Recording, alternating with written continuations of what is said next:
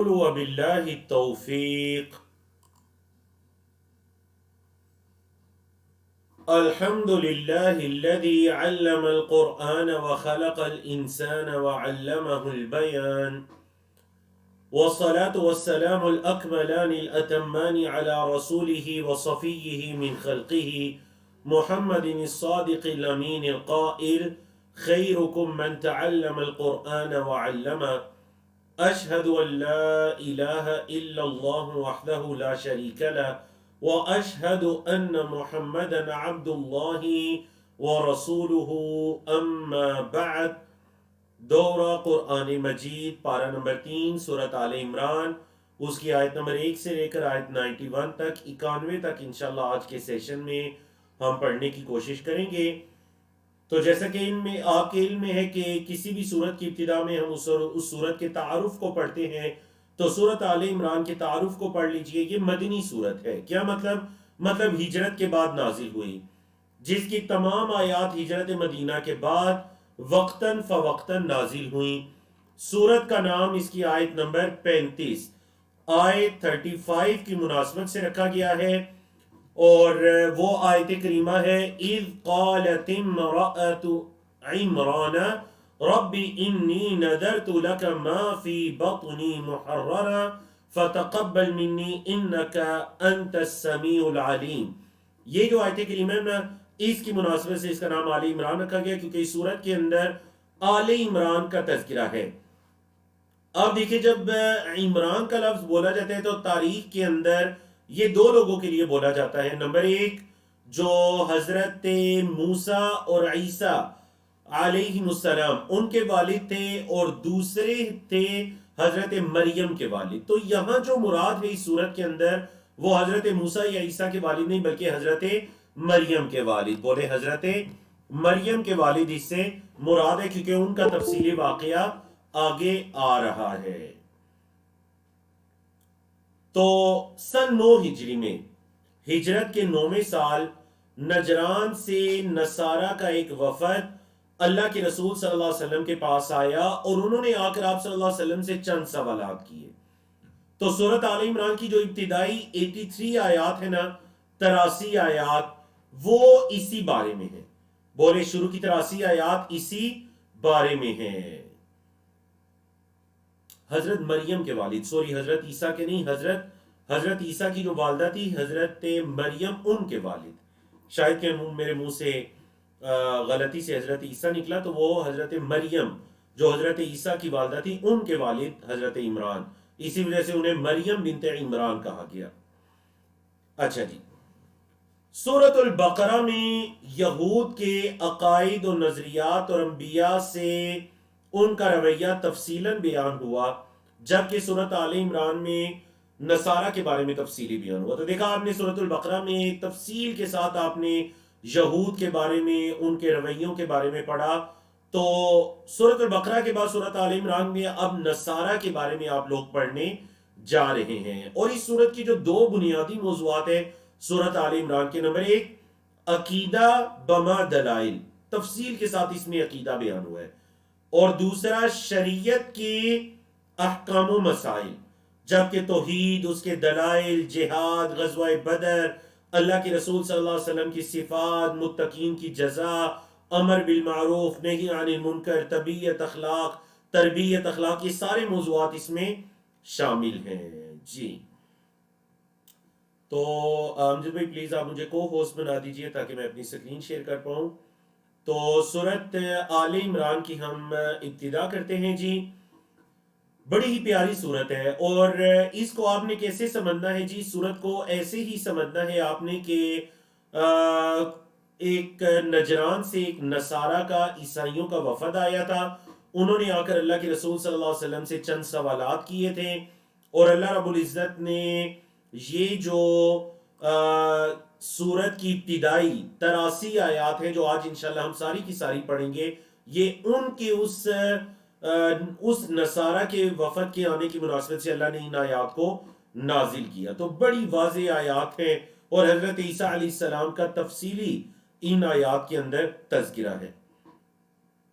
اچھا، اگر آپ سورت آل عمران کو اٹیچ کرنا چاہیں سورت الفاتحہ کے ساتھ تو دیکھیں سورت الفاتحہ میں آپ لوگ کیا کہتے ہیں؟ غیر المغضوب علیہم ولا الضالین، اے اللہ جن پر تیرا غضب کیا گیا ان کی راہ پر نہ چلانا، یا جو گمراہ ہوئے ان کی راہ پر نہ چلانا۔ تو جو المغضوب علیہم میں اس سے مراد یہود ہیں احادیث کے مطابق، تو یہود کا تفصیلی تذکرہ اللہ نے سورۃ البقرہ میں کر دیا۔ اور اب ضالین سے کون مراد ہے؟ اس سے مراد نصارہ ہیں، تو نصارہ کا تفصیلی تذکرہ اللہ نے سورۃ آل عمران میں کر دیا۔ تو سورۃ الفاتحہ کے اندر جن دو قوموں کا اختصار کے ساتھ ذکر ہوا، ایک ایک دو دو لفظ میں، سورۃ البقرہ اور آل عمران کے اندر انہی موضوعات کو کھول کر بیان کیا گیا۔ اللہ اکبر۔ چلیے جی شروع کرتے ہیں سورۃ آل عمران۔ اعوذ باللہ من الشیطان الرجیم، بسم اللہ الرحمن الرحیم۔ الف لام میم، حروف مقطعہ۔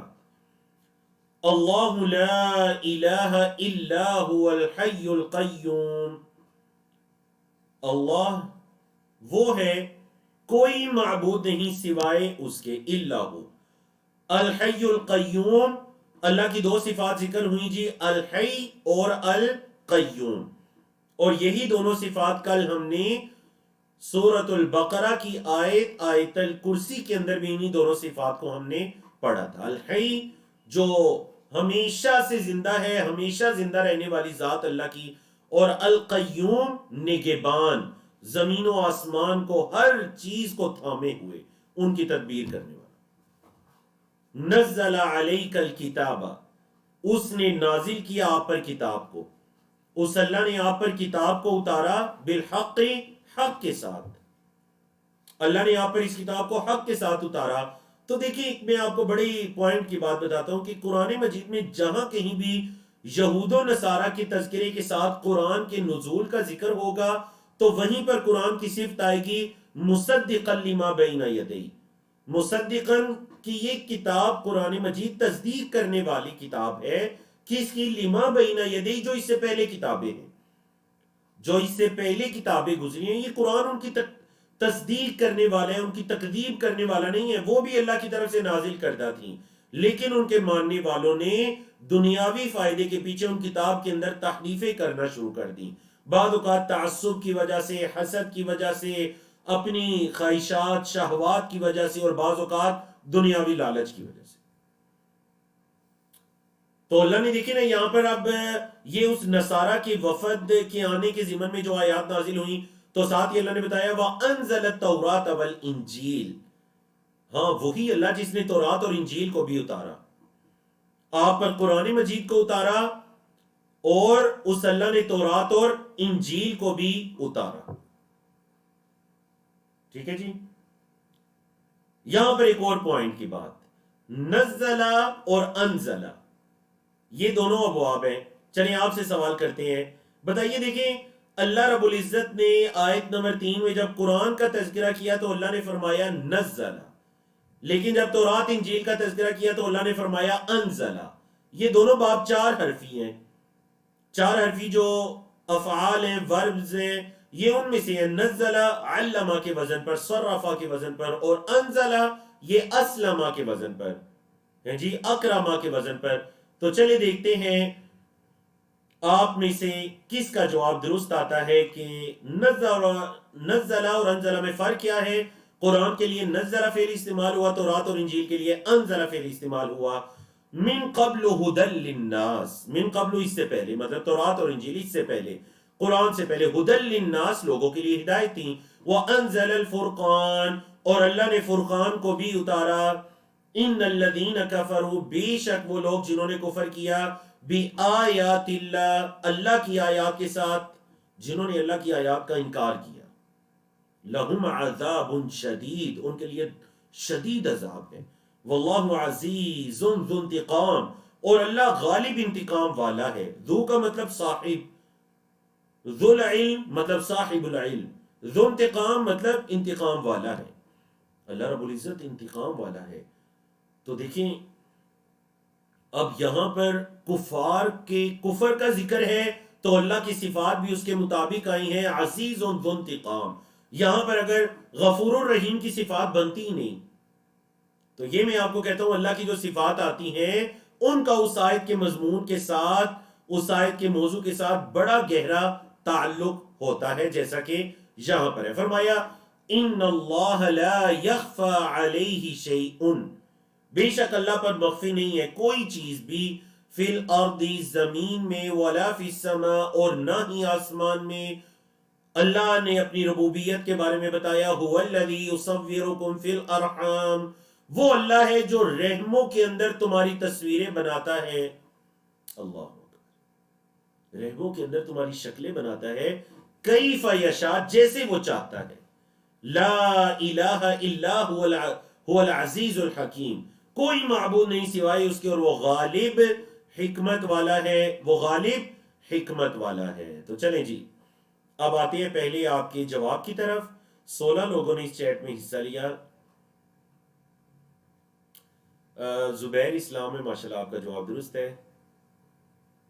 عبد الرحمن پرویز ہے آدھا جواب دیا لیکن درست ہے. اور ہماری ٹیم میں سے سسٹر رفیہ ہیں، ان کا جواب بھی درست ہے ماشاءاللہ. تو یہ 3 لوگ تھے جن کا جواب درست ہے، جن کے میں نے سب سے پہلے نام لیا، اور اس کے بعد بھی ماشاءاللہ کافی لوگوں کا جواب درست آ رہا ہے. 20 سے زیادہ لوگوں کی طرف سے جوابات موصول ہو چکے ہیں. تو چلیں اب فرق کو جانیے. اصل میں نزل جو فعل ہے نا، اس کا مطلب ہوتا ہے تھوڑا تھوڑا کر کے اتارنا. تو قرآن مجید ایک ہی مرتبہ نہیں اترا، بلکہ قرآن مجید تھوڑا تھوڑا کر کے 23 سال کے عرصے میں اترا. تو اس کے لیے فعل استعمال ہوا نزل. اور چونکہ تورات انجیل پوری ایک مرتبہ اتری تو ان کے لیے فعل استعمال ہوا انزل. ٹھیک ہے. اب آپ یہ سوال پوچھ سکتے ہیں کہ دیکھیں پھر قرآن کے لیے بھی تو انزل فعل استعمال ہوا نا ہے جی. انا انزلناہ فی لیلۃ القدر، وہاں پر قرآن کے لیے بھی انزل کا فعل استعمال ہوا. تو ہاں جب قرآن کے لیے انزل کا فعل استعمال ہوگا تو اس سے مراد نبی کریم صلی اللہ علیہ وسلم پر نازل ہونا نہیں، بلکہ اس سے مراد لوح محفوظ سے آسمانی دنیا پر ایک رات میں قرآن کا نازل ہونا ہے. اور پورا قرآن ایک رات میں لیلۃ القدر میں پورا کا پورا قرآن مجید لوح محفوظ سے آسمانی دنیا سے ایک مرتبہ اترا، اس کے لیے انزل فعل ہے. اور پھر آسمانی دنیا سے جبریل امین وحی کے ذریعے 23 سال کے عرصوں میں اللہ کے حکم سے اللہ سے سن کر ان آیات کو نبی کریم صلی اللہ علیہ وسلم تک پہنچاتے رہے. تو اس کے لیے فعل استعمال ہوا نزل. سمجھا گی نا آپ کو؟ چلیے جی. اب قرآن مجید کے اندر جو آیات ہیں، قرآن مجید کے اندر آیات 2 طرح کی ہیں. یا تو وہ ہم یہ پڑھ رہے تھے کہ قرآن مجید کی جو آیات ہیں وہ 2 طرح کی ہیں، محکم آیات اور متشابہ آیات. محکم اور متشابہ. محکم آیات وہ ہیں کہ جو بالکل واضح آیات ہیں، مطلب جن کے معنی مفہوم کو سمجھنے کے اندر بالکل بنا کوئی کسی قسم کی دقت نہیں ہے. ان کے معنی، ان کے مفہوم اور ہر چیز بڑی واضح ہے. یہ محکم آیات ہیں. اور متشابہ آیات وہ ہیں کہ جن کے مفہوم یا ان کی مراد یا ان آیات کی تفسیر واضح نہیں ہے. مثال کے طور پر قیامت کے بارے میں آیات، جنت کے بارے میں آیات، یا فرشتوں کے بارے میں آیات. مطلب یہ ایسی چیزیں ہیں جو ہم نے آنکھوں سے بھی نہیں دیکھیں. اب کوئی سوال کرنے والا ان کے بارے میں سوال کر سکتا ہے. تو یہ قرآن کی آیات 2 طرح سے ہیں. مطلب یہ حروف مقطعات ہیں. اب یہ اللہ کی طرف سے حروف ہیں، ہم ایسے پڑھتے ہیں. کوئی یہ کہنا شروع کر دیجیے یہ کیا ہے، کیوں ہے ایسے. تو قرآن کی آیات 2 طرح کی ہیں، محکم اور متشابہ. تو اب ان آیات کے اندر آیت نمبر 7 کے اندر اللہ رب العزت نے محکم اور متشابہ آیات کے بارے میں بتایا. اب دوسرا سوال ہی پیدا ہوتا ہے، چونکہ عیسائیوں کے وفد کے آنے کی مناسبت سے جب یہ آیات نازل ہوئیں تو اس آیت کا مطلب محکم اور متشابہ کا عیسائیوں کے واقعے سے کیا تعلق ہے، یا حضرت عیسیٰ کا واقعہ جو آگے تفصیل سے بیان ہونے والا ہے اس سے کیا تعلق ہے. تو دیکھیں تعلق سن لیجئے. تعلق یہ ہے کہ عیسائی قرآن مجید میں حضرت عیسیٰ علیہ السلام کے لیے عبداللہ کا لفظ جو استعمال کیا گیا اللہ کا بندہ، اور حضرت عیسیٰ کے لیے کلمت اللہ اور روح منہ کے الفاظ بھی استعمال کیے گئے. تو عیسائیوں نے کیا کیا؟ نصارہ نے عبداللہ کے لفظ کو چھوڑ دیا، عبداللہ کے لفظ کے پیچھے نہیں گئے. وہ کس کے پیچھے پڑ گئے؟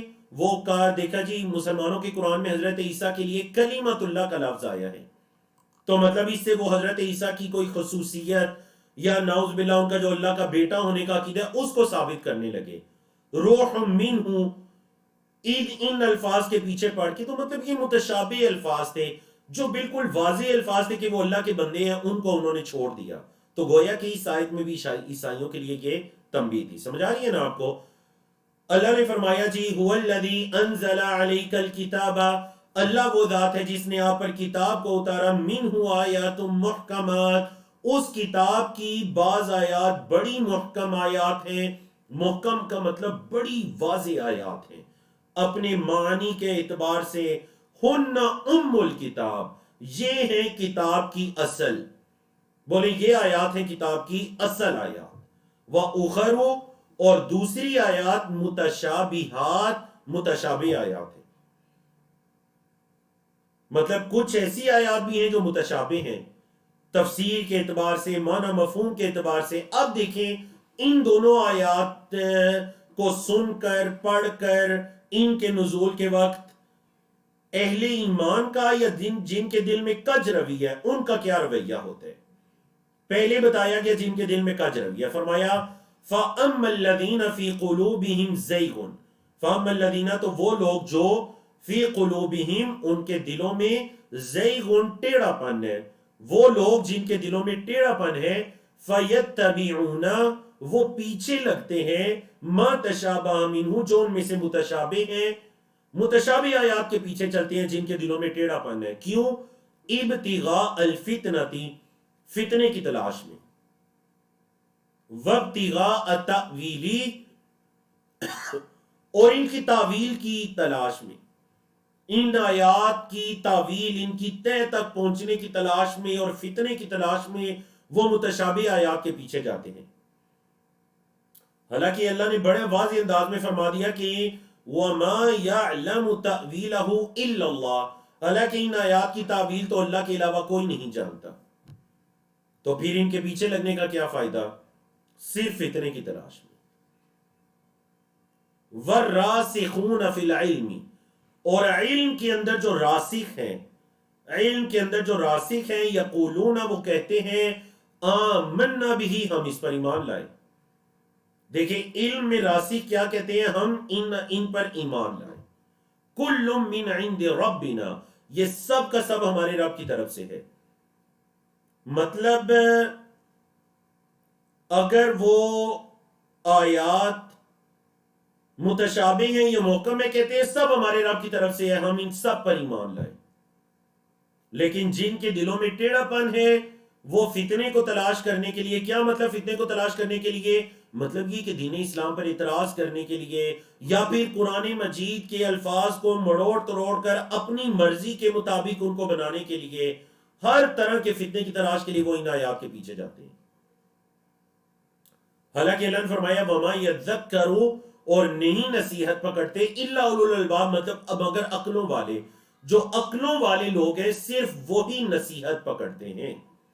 ربنا، اے ہمارے رب، لا تزغ قلوبنا، نہ تو ٹیڑھا کرنا ہمارے دلوں کو. اے ہمارے رب ہمارے دلوں کو کج روی سے بچانا. کب؟ بعد اذ ہدیتنا، بعد اس کے کہ تو نے ہمیں ہدایت دی. اے اللہ ہدایت کے بعد ہمارے دلوں کو کج روی سے بچانا. وَهَبْ لَنَا، اور عطا کرنا ہمیں، من لدن کا، اپنی طرف سے، رحمت رحمت. یہ جو ہوتا ہے نا لدن، لدن یہ عندہ کے معنی میں ہوتا ہے، مطلب من عندی کا، اپنی طرف سے، من لدن کا، اپنی طرف سے رحمت. اے اللہ ہمیں اپنی طرف سے رحمت عطا کرنا، ہمارے دلوں کو کج روی سے بچانا. انک انت الوہاب، بے شک تو بہت عطا کرنے والا ہے. وہاب کا مطلب بہت عطا کرنے والا، اللہ کی صفت ہے اور اسی سے نام ہوتا ہے عبد الوہاب، وہاب کا بندہ. ربنا، اے ہمارے رب، انک جامع الناس، بے شک تو لوگوں کو جمع کرنے والا ہے، لیومن اس دن کے لیے، لا ریب فی جس میں کوئی شک نہیں ہے۔ اے اللہ جس دن میں کوئی شک نہیں، اس دن کے لیے تو لوگوں کو جمع کرنے والا ہے۔ ان اللہ لا یخلف المیعاد، بے شک اللہ وعدے کے خلاف نہیں کرتا، بے شک اللہ وعدے کے خلاف نہیں کرتا۔ ان الذین کفروا، بے شک جن لوگوں نے کفر کیا، لن تغنی عنہم اموالہم، انہیں ہرگز فائدہ نہیں دیں گے ان کے مال، ولا اولادہم، نہ ہی ان کی اولادیں، من اللہ شیئا، اللہ کے مقابلے میں کچھ بھی، انہیں ان کے مال یا ان کی اولادیں اللہ کے مقابلے میں کچھ بھی فائدہ نہیں دے سکتی۔ وَأُولَئِكَ، اور یہی وہ لوگ ہیں، ہم وقود النار، جو آگ کا ایندھن ہے۔ یہ وہ لوگ ہیں جو کافر ہیں اور کفر پر ہی ان کی موت ہو گئی، تو اب ان کی مالیں، ان کے اولاد انہیں کوئی فائدہ، ان کی اولادیں، ان کے مالوں نے کوئی فائدہ نہیں دے سکی، اور یہ آگ کا ایندھن ہے۔ پھر اللہ نے مثال بیان فرمائی، کیسے ہیں یہ کافر لوگ؟ کَدَأْبِ آلِ فرعون، آل فرعون کے انجام کی طرح، وَالَّذِينَ مِن قَبْلِهِمْ، اور وہ لوگ جو ان سے پہلے تھے، جو آل فرعون اور ان سے پہلے لوگ تھے، بالکل ان کی طرح۔ انہوں نے کیا کیا تھا؟ کذبوا بآیاتنا، انہوں نے ہماری آیات کو جھٹلایا، انہوں نے ہماری آیات کو جھٹلایا۔ فَأَخَذَهُمُ اللَّهُ، تو اللہ نے انہیں پکڑ لیا، با یہاں سبب کے معنی میں ہے، بِذُنُوبِهِمْ، ان کے گناہوں کے سبب، وَاللَّهُ شَدِيدُ الْعِقَابِ، اور اللہ شدید سزا دینے والا ہے، سخت سزا دینے والا ہے۔ قُلْ لِلَّذِينَ كَفَرُوا، کہہ دیجئے ان لوگوں سے جنہوں نے کفر کیا، سَتُغْلَبُونَ وَتُحْشَرُونَ إِلَى جَهَنَّمَ وَبِئْسَ الْمِهَادُ، سَتُغْلَبُونَ، ان قریب تم مغلوب ہو جاؤ گے۔ تغلبون یہ فعل مجہول ہے، پیسیو وائز، مطلب تم مغلوب ہو جاؤ گے۔ وَتُحْشَرُونَ، اور تمہیں جمع کیا جائے گا۔ قیامت کے ناموں میں سے ایک نام ہے نا یوم الحشر۔ کیا مطلب؟ مطلب یہ وہ دن ہے جس دن سب کو جمع کیا جائے گا۔ ان قریب تم مغلوب ہو جاؤ گے اور تم سب کو جمع کیا جائے گا، الی جہنم، جہنم کی طرف، وبئس المہاد، اور بہت برا ٹھکانہ ہے، جہنم بہت برا ٹھکانہ ہے۔ قد کان لکم آیۃ فی فئتین التقطا، قد کان لکم، تحقیق تھا تمہارے لیے، آیت نشانی، تمہارے لیے ایک نشانی تھی، فی فئتین، دو جماعتوں میں، التقطا، جو آپس میں آمنے سامنے آئیں۔ غزوہ بدر کا واقعہ ہے کہ وہ دو جماعتیں جب آمنے سامنے آئیں تو تمہارے لیے ان میں کتنی بڑی نشانی تھی۔ فئۃ تقاتل فی سبیل اللہ، ایک جماعت اللہ کی راہ میں قتال کر رہی تھی، وَأُخْرَى کافرہ، اور دوسری جو جماعت تھی وہ کافر تھی۔ یرونہم مثلیہم، وہ انہیں دیکھ رہے تھے، مثلیہم، اپنے سے دگنا، رأی العین، آنکھوں سے دیکھنا۔ مطلب کیا مطلب؟ مطلب یہ کہ جب یہ مسلمانوں کی جماعت اور کفار کی جماعت، جب یہ دونوں جماعتیں آمنے سامنے آئیں تو ہر جماعت دوسری جماعت کو دگنا دیکھ رہی تھی۔ مطلب کفار کی تعداد مسلمانوں کو 1000 کی بجائے 2000 دکھائی دے رہی تھی، اور کفار کو مسلمانوں کی تعداد 313 کی بجائے 600، 650، 650 تک دکھائی دے رہی تھی۔ اللہ اکبر، اس میں اللہ کی حکمتیں ہیں۔ ان فی ذلک لعبرہ، اس کے اندر البتہ بے شک عبرت ہے۔ کس کے لیے؟ لیولی الابصار، اس کے لیے جو جن کو اللہ نے بصارت دی نا، آنکھیں دی، ان کے لیے اس میں بہت عبرت کا سما تھا، بہت عبرت کا سما۔ تو غزوہ بدر میں یہاں انتہائی اختصار کے ساتھ اشارہ کیا گیا، اور تفصیلی غزوہ بدر کا تذکرہ آنے والی سورت میں، سورت انفال، سورت توبہ اور دیگر سورتوں کے اندر آتا رہے گا۔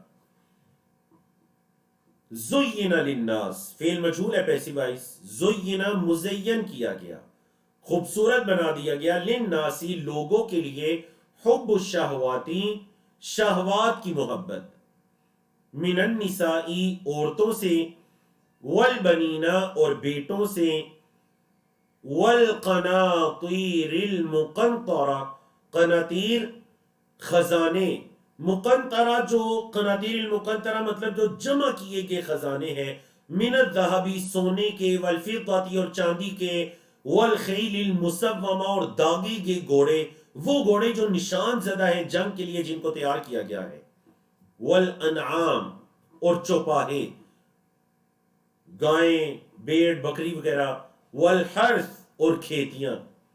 مطلب انسان کو یہ ساری چیزیں کتنی پیاری لگتی ہیں، ان کی محبت، یعنی یہ چیزیں انسان کے لیے مزین کر دی گئی،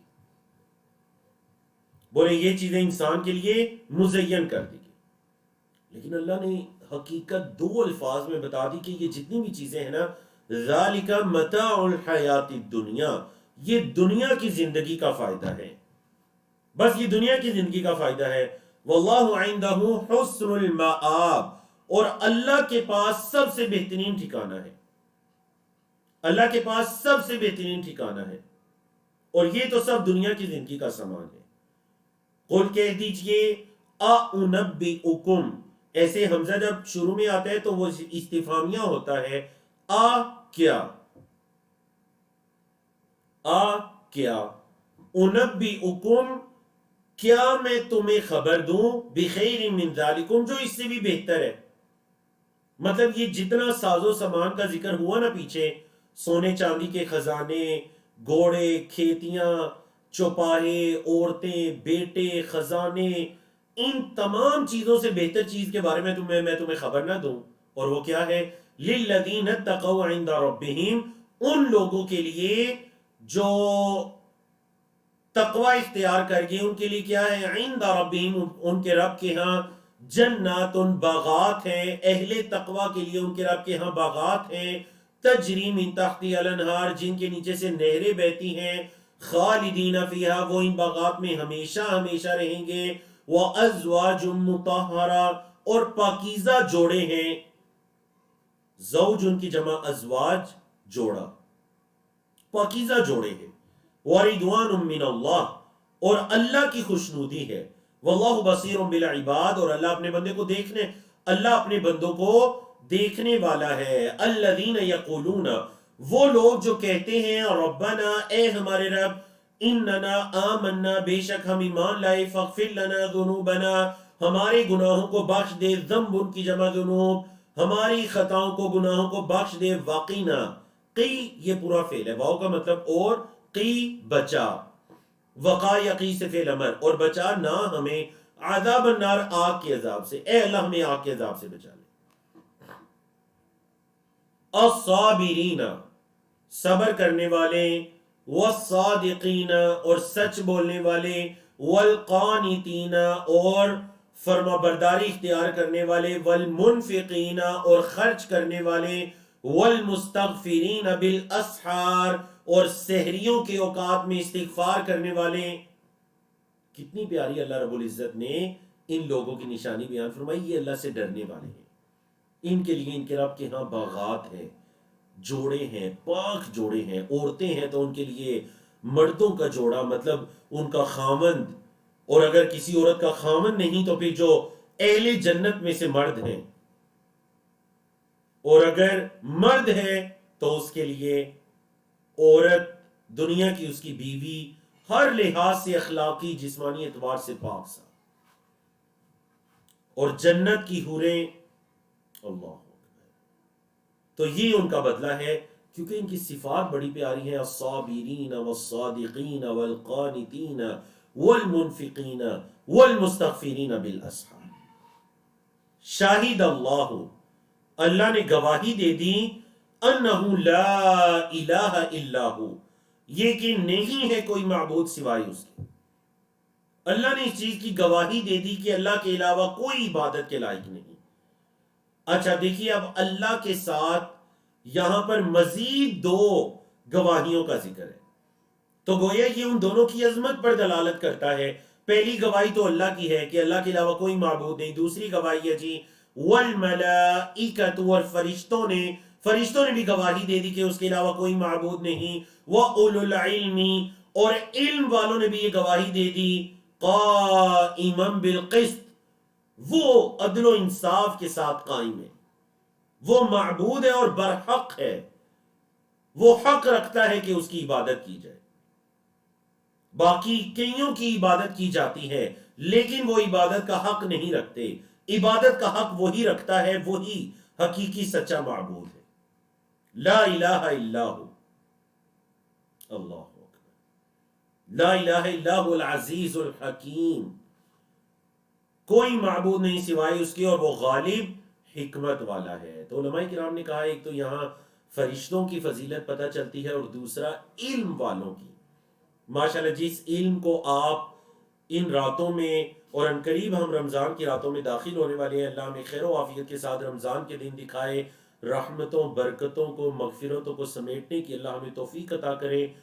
تو ان بابرکت راتوں کے اندر آپ علم حاصل کر رہے ہیں، تو اللہ رب العزت نے یہاں علم والوں کا ذکر کیا کہ ایک تو اللہ نے گواہی دی، دوسری اللہ کے فرشتوں نے گواہی دی، اور تیسری علم والوں نے گواہی دی کہ اس اللہ کے علاوہ کوئی عبادت کے لائق نہیں ہے۔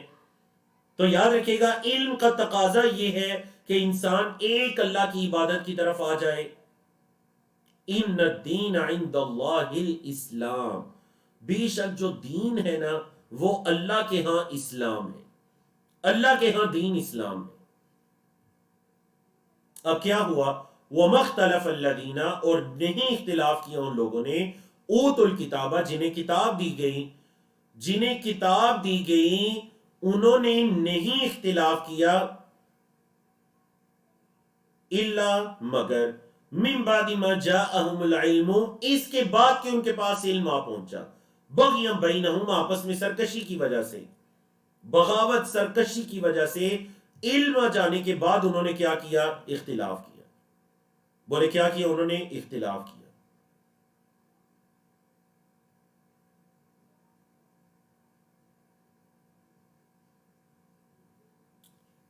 فرمایا وَمَن يَكْفُرْ بِآيَاتِ اللَّهِ، اور جو اللہ کی آیات کا انکار کرے، فَإِنَّ اللَّهَ سَرِيعُ الْحِسَابِ، تو اللہ رب العزت جلد حساب لینے والا ہے۔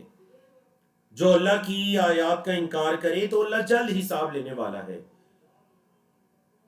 فَإِنْ حَاجُّوكَ، فَإِنْ پس اگر، حَاجُّوكَ وہ آپ سے جھگڑیں، اگر وہ آپ سے جھگڑیں، بحث مباحثہ کریں، فَقُلْ، تو آپ صلی اللہ علیہ وسلم ان سے کہہ دیجئے، أَسْلَمْتُ وَجْهِيَ لِلَّهِ، میں نے اپنے چہرے کو اللہ کا مطیع بنا دیا۔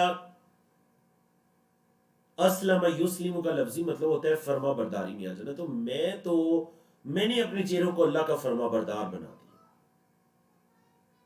وَمَنِ اتَّبَعَنِي، اور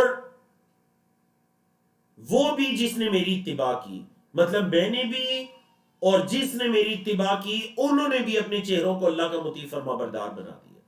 وَقُلْ لِلَّذِينَ، اور کہہ دیجئے ان لوگوں سے جو اوتوا الکتابہ، جنہیں کتاب دی گئی، اوتو فعل مجھول ہے، جن لوگوں کو کتاب دی گئی آپ ان سے کہہ دیجئے، وَالْأُمِّيِّينَ، اور ان پڑھوں سے بھی کہہ دیجئے، أَأَسْلَمْتُمْ، کیا تم سب بھی مطیع فرما بردار بنتے ہو؟ کیا مطلب یہ کہ اے نبی ان سے کہہ دیجئے کہ میں تو مطیع فرما بردار بنا، کیا اب تم سب بھی مطیع اور فرما بردار بنتے ہو؟ پوچھئے ذرا ان سے۔ فَإِنْ أَسْلَمُوا، پس اگر وہ اسلام لے آئیں، مطیع بن جائیں، فَقَدْ اهْتَدَوْا، تو پس تحقیق وہ ہدایت پا گئے۔ وَإِنْ تَوَلَّوْا، اور اگر وہ پھر جائیں، آپ کی بات نہ مانیں، اسلام قبول نہ کریں، اللہ کے مطیع فرما بردار نہ بنیں، فَإِنَّمَا عَلَيْكَ الْبَلَاغُ، تو بس آپ پر تو پہنچانا ہے۔ نبی کریم صلی اللہ علیہ وسلم کے ذمہ بلاغ تھا، پہنچا دینا تھا۔ وَاللَّهُ بَصِيرٌ بِالْعِبَادِ، اور اللہ اپنے بندوں کو دیکھنے والا ہے۔ ان الذین یکفرون بآیات اللہ، اب بنی اسرائیل کے چند اعمال بیان ہونے والے ہیں۔ بے شک وہ لوگ جو اللہ کی آیات کا انکار کرتے ہیں، وَيَقْتُلُونَ النَّبِيِّينَ، اور نبیوں کو قتل کرتے ہیں، بغیر حق، بغیر حق کے، کوئی حق نہیں انہیں پہنچتا، نہ حق قتل کرتے ہیں انبیاء۔ نمبر 3، تیسرا ان کا جرم وَيَقْتُلُونَ الَّذِينَ اور قتل کرتے ہیں ان لوگوں کو يَأْمُرُونَ بِالْقِسْطِ جو انصاف کا حکم دیتے ہیں من الناس لوگوں میں سے جو انصاف کا حکم دیتے ہیں نا یہ اٹھ کر بدبخت ان انصاف پسند اور انصاف کا حکم دینے والے لوگوں کو بھی قتل کرتے ہیں فَبَشِّرْهُمْ بِعَذَابٍ أَلِيمٍ انہیں خوشخبری دیجئے دردناک عذاب کی. قرآن مجید میں بہت سے مقامات پر عذاب کے لیے بشارت کا لفظ آیا، حالانکہ خوشخبری بشارت تو ہوتی ہے اچھی چیز کی، لیکن یہاں پر عذاب علیم کی بشارت مطلب اس میں ایک ان کی حسرت بھی شامل ہو جائے گی کہ بشارت تو اچھی چیز کی ہوتی ہے لیکن تمہیں عذاب کی بشارت ہو، عذاب کی خوشخبری ہے تمہیں. اولئک الذین یہی وہ لوگ ہیں جو کہ حبطت اعمالہم ان کے اعمال ضائع چلے گئے فی الدنیا والآخرہ دنیا اور آخرت میں. مطلب یہ جو انہوں نے اعمال کیے نا، اللہ کی آیات کا انکار کیا، انبیاء کو قتل کیا، انصاف کا حکم دینے والوں کو قتل کیا، یہ ایسے کام ہیں کہ اگر وہ کوئی اچھے کام بھی کرنے والے تھے نا تو یہ اتنے بڑے گناہ ہیں کہ اس سے ان کے اچھے اعمال بھی برباد چلے گئے پھر دنیا والآخرہ، دنیا میں بھی ضائع آخرت میں بھی ضائع. وَمَا لَهُم مِّن نَاصِرِينَ اور نہیں ہے ان کے لیے کوئی مدد کرنے والا، کوئی ان کا ناصر، کوئی مدد کرنے والا نہیں ہوگا. أَلَمْ تَرَ کیا آپ نے نہیں دیکھا إِلَى الَّذِينَ ان لوگوں کی طرف جو کہ اوتوا دیے گئے نصیبا من الکتابی کتاب کا کچھ حصہ. کیا آپ نے ان لوگوں کو نہیں دیکھا جو کتاب کا کچھ حصہ دیے گئے؟ یدعون الی کتاب اللہ انہیں بلایا جاتا ہے اللہ کی کتاب کی طرف لیحکم بینہم تاکہ وہ فیصلہ کر دے ان کے درمیان، یہ کتاب ہی ان کے درمیان فاصل ہو جائے، بتا دے کیا غلط ہے کیا باطل ہے. مطلب یہ کتاب فرقان بن جائے، حق و باطل کے درمیان فرق کرنے والی. تو کیا ہوتا ہے، کیا وہ آ جاتے ہیں کتاب کو اپنا حاکم فیصلہ کرنے والا مان لیتے ہیں؟ نہیں. ثم یتولی فریق منہم پھر ان کا ایک گروہ پھر جاتا ہے، وہم معرضون اور وہ اعراض کرنے والے ہوتے ہیں. تو اس سے پہلے بھی ایک مرتبہ تولا یتولا کے ساتھ اعراض کا باب آیا اور یہاں بھی آیا. مطلب ایک تو ہوتا ہے پھر جانا، ایک ہوتا ہے اعراض کرتے ہوئے پھر جانا. تو یہ حق سے اور اللہ کی نازل کردہ کتاب سے اعراض کرتے ہوئے پھر جاتے ہیں.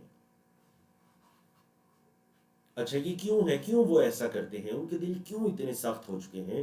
ذالکا یہ اگرچہ ذالکا کا مطلب ہے وہ، لیکن بات میں زور پیدا کرنے کے لیے یہ سب کچھ کیوں ہے؟ بِأَنَّهُمْ بعض سبب کے معنی میں ہے. بِأَنَّهُمْ سبب اس کا یہ ہے کہ انہوں نے قالو کہا، سبب یہ ہے کہ انہوں نے کہا، کیا کہا جی؟ لن تمسنا النار ہرگز نہیں چھوئے گی ہمیں، لن تمسا ہرگز نہیں چھوئے گی نہ ہمیں، النار آگ ہمیں ہرگز آگ نہیں چھوئے گی، الا ایام معدودات مگر گنتی کے چند دن. بس گنتی کے چند دن ہم جہنم میں رہیں گے. اور یہ موضوع پہلے گزر چکا ہے. بعض یہودی یہ کہتے تھے کہ وہ جو 40 دن ہم نے شرک کیا تھا نا بچڑے کی عبادت، تو صرف ہم 40 دن جہنم میں رہیں گے. بعض کہتے تھے ہم صرف 7 دن جہنم میں رہیں گے. ان کا یہ گمان تھا کہ چلیں جی ہم تو بس یہ تھوڑے سے دن گنتی کے دن جہنم میں رہیں گے. وغرہم اور انہیں دھوکے میں ڈالا، وہ کا مطلب اور غرہ دھوکے میں ڈالا، ہم انہیں فی دینہم ان کے دین میں، ان کے دین میں انہیں دھوکے میں ڈال دیا. کس چیز نے؟ ما کانوا یفترون جو وہ گڑا کرتے تھے. یہ جو کچھ جھوٹ موٹ گڑا کرتے تھے اس جھوٹ نے انہیں دھوکے میں مبتلا کیا رکھا. مطلب انہیں خود بھی پتا تھا کہ یہ جو باتیں ہم نے گڑی ہوں یہ خود ہی گڑی ہیں، لیکن اس جھوٹ پر بنیاد کرتے ہوئے، اس کو بیس بناتے ہوئے اتنا پختہ ہو چکے تھے کہ بدعمالیاں کیا کرتے تھے. اور جب انہیں آگ سے ڈرایا جاتا تو کہتے ہم تو آگ میں چند دن رہیں گے جی، چند دن کے مہمان ہیں ہم تو آگ میں. اللہ اکبر. اللہ نے فرمایا فَكَيْفَ إِذَا جَمَعْنَاهُمْ کیسے ہوگا جب ہم انہیں جمع کریں گے، لِيَوْمٍ لَا رَيْبَ فِيهِ اس دن کے لیے جس دن میں کوئی شک نہیں ہے. کیسا ہوگا؟ وَوُفِّيَتْ كُلُّ نَفْسٍ اور ہر جان کو پورا پورا دیا جائے گا، مَا کَسَبَتْ جو اس نے کمایا. وَهُمْ لَا يُظْلَمُونَ، اور ان پر ظلم نہیں کیا جائے گا.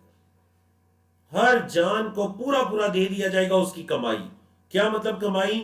قرآن مجید میں کئی ایک مقامات پر جو کسب ہے نا یہ استعمال ہوا ہے عمل کے معنی میں، مطلب اس سے مراد صرف کوئی حلال حرام کمانا نہیں، بلکہ اس سے مراد ہر طرح کا عمل ہے. جیسے ہم اردو میں عمل کے لیے کمائی کا لفظ استعمال کرتے ہیں، کوئی شخص کچھ کرے تو ہم کہتے ہیں جی یہ تو آپ کے اپنے ہاتھوں کا کمایا ہوا ہے. تو قرآن مجید میں کسب کا لفظ استعمال ہوا عمل کے لیے. ہر جان کو دے دیا جائے گا جو اس نے عمل کیا. اور یاد رکھیے گا کسبت مونس آیا کیونکہ عربی زبان میں نفس مونس استعمال ہوتے ہیں. تو دیکھیں بہت سے الفاظ ہیں جو میں ساتھ ساتھ آپ کو بتا رہا ہوں کہ وہ مونس استعمال ہوتے ہیں، اس لیے اس کے پروناؤن وغیرہ ضمائر وغیرہ اس کے لیے مونس آئیں گی. جیسے نفس ہے، اور اسی سلائیڈ میں النار کا لفظ ہے آیت 24 میں، جہنم کا لفظ ہے. یہ سب ان میں کوئی مونس کی علامت نہیں ہے. شمس ہے، ارض ہے، کوئی مونس کی علامت نہیں، لیکن یہ الفاظ عربی میں مونس استعمال ہوتے ہیں. اللہ اکبر. قل اللہم، کہہ دیجئے اے اللہ، اللہم اے اللہ. اصل میں اس میم کو اگر ہٹائے نا تو یہ لفظ ہے اللہ، تو یہ اصل میں تھا یا اللہ، پھر اس یا کو ہٹا کر آخر میں میم لگا دیا تو ہو گیا اللہم، جو اللہ کو پکارنے کے لیے یہ لفظ استعمال ہوتا ہے. اور نعوذ باللہ اللہ کے علاوہ کسی کے نام کے ساتھ یہ نہیں استعمال کر سکتے. مطلب ہم اس کو آخر میں میم لگا کر اس کو پکارنا چاہیں تو نہیں، یہ چیزیں صرف اللہ کے نام کے ساتھ ہے. لفظ اللہ کے ساتھ خاص ہے. اللہم اے اللہ، مالک الملک، بادشاہت کے مالک، تؤتی الملک من تشاء، اے اللہ تو بادشاہت دیتے ہے جس کو چاہتا ہے. وتنزع الملک، اور تو بادشاہت کو چھین لیتا ہے ممن تشاء، جس سے تو چاہتا ہے. وتعز من تشاء، جس کو تو اللہ چاہتے ہے عزت دیتا ہے. وتذل من تشاء، جس کو اللہ تو چاہتے ہے ذلیل کر دیتا ہے. بیدک الخیر، تیرے ہی ہاتھ میں ساری خیر ہے. انک علی کل شیء قدیر، اے اللہ بے شک تو ہر چیز پر قدرت رکھنے والا ہے. اللہ کی قدرت کی اللہ اکبر چند مظاہر دیکھیے اگلی آیت کے اندر. تولج اللیل فی النہار، تو دن رات کو تو داخل کرتا ہے فی النہاری دن میں. وتولج النہار، اور تو دن کو داخل کرتا ہے فی اللیل رات میں. وتخرج الحی من المیت، اور تو زندہ کو نکالتا ہے مردہ سے. وتخرج المیت، اور مردہ کو نکالتا ہے من الحی زندہ سے. وترزق من تشاء، اور جس کو چاہتا ہے تو رزق دیتا ہے بغیر حساب، بغیر حساب کے. اللہ اکبر، کتنی پیاری آیات ہے، کتنی پیاری آیات ہے. یہ اللہ رب العالمین کی شان ہے، اس کی ربوبیت ہے، یہ اس کا مقام و مرتبہ ہے. تؤتی الملک من تشاء وتنزع الملک ممن تشاء وتعز من تشاء وتذل من تشاء بیدک الخیر انک علی کل شیء قدیر. رات کو دن میں داخل کرتا ہے، دن ہوتا ہے تو اس میں رات کا اندھیرا انٹر ہو جاتا ہے، رات کا اندھیرا ہوتا ہے تو اس میں دن کی روشنی تو داخل کر دیتا ہے. مردہ سے زندہ کو، زندہ سے مردہ کو نکالتا ہے. مختلف تفاسیر کی گئی. ایک تفسیر یہ کہ ایک چیز بالکل بے جان ہوتی ہے جیسے کوئی انڈا وغیرہ ہے، اس سے تو زندہ کو نکال لیتا ہے. اور ایک چیز زندہ ہوتی ہے، پرندے وغیرہ، ان سے تو مردہ کو نکالتا ہے، مطلب ایک بے جان چیز نکلتی ہے جو بعد میں زندگی کا سبب بنتی ہے. اور ایک تفسیر جو بڑی بہترین تفسیر ہے وہ یہ کی گئی کہ یہاں مردہ سے مراد کفار ہیں اور زندہ سے مراد اہل اسلام. تو دیکھیں یہ ہوا تھا نا، بعض اوقات باپ کافر تھا، اللہ نے بیٹے کو ہدایت عطا کر دی. بعض اوقات باپ مسلمان تھا اور بیٹا مرتد ہو گیا، یا بیٹا کفر پر ہی اٹکا رہا. تو یہ مطلب ہے کہ تخرج الحی من المیت وتخرج المیت من الحی وترزق من تشاء بغیر حساب لا يتخذ المؤمنون الكافرین. اب دیکھیں کتنا واضح پیغام ہے. اگرچہ یہ آیات عیسائیوں کے ضمن میں اتری، لیکن اس کے باوجود کتنا واضح پیغام ہے کہ لا یتخذ المؤمنون، اہل ایمان نہ بنائیں الکافرین کافروں کو، اہل ایمان کافروں کو نہ بنائیں اولیاء دوست، ولی ان کی جمع اولیاء، مومن کافروں کو دوست نہ بنائیں، من دون المؤمنین، مومنوں کے چھوڑ کر، مومنوں کے علاوہ، یہ نہ ہو کہ اہل ایمان ان کو چھوڑ کر کفار کو دوست بناتے پھرو۔ وَمَن يَفْعَلْ ذَلِكَ، اور جو یہ کرے گا، فَلَيْسَ مِنَ اللَّهِ، تو نہیں ہے وہ اللہ سے، فی شیء، کسی بھی چیز میں، الا، سوائے، ان تتقوا منہم تقات، یہ کہ تم ڈرو ان سے ڈرنا۔ کیا مطلب؟ مطلب یہ کہ کوئی شخص کفار کے درمیان رہتا ہے یا کسی کافر ملک میں رہتا ہے اور وہاں پر وہ ظاہری طور پر ان کے ساتھ اچھی دوستی، اچھی سلام دعا رکھے گا تاکہ ان کے شر سے محفوظ رہ سکے، اس کا وہ مطلب ہے، سوائے اس کے کہ تم ان سے ڈرو، ان کے شر سے بچو، تو پھر ظاہری دوستی تم ان کے ساتھ رکھ سکتے ہو۔ وَيُحَذِّرُكُمُ اللَّهُ نَفْسَهُ، اور اللہ رب العزت تمہیں متنبع کرتا ہے، اللہ تمہیں ڈراتا ہے اپنے آپ سے، نفسہ مطلب اپنے آپ سے، وَإِلَى اللَّهِ الْمَصِيرُ، اور اسی اللہ کی طرف لوٹنا ہے، اسی اللہ کی طرف تمہارا واپس لوٹنا ہے۔ قل کہہ دیجئے، ان تخفو، اگر تم چھپاؤ، ما فی صدورکم، جو تمہارے سینوں میں ہے، او تبدوہ، یا تم اس کو ظاہر کرو، یعلمہ اللہ، تو اللہ اس کو جانتا ہے، جو کچھ سینوں میں ہے اس کو چھپاؤ یا اس کو ظاہر کرو، اللہ اس کو جانتا ہے۔ وَيَعْلَمُ، اور اللہ جانتا ہے، ما فی السماوات، جو آسمانوں میں ہے، وما فی الارض، اور جو زمین میں ہے، واللہ علی کل شیء قدیر، اور اللہ ہر چیز پر قدرت رکھتا ہے۔ بولے اللہ ہر چیز پر قدرت رکھتا ہے۔ اللہ اکبر۔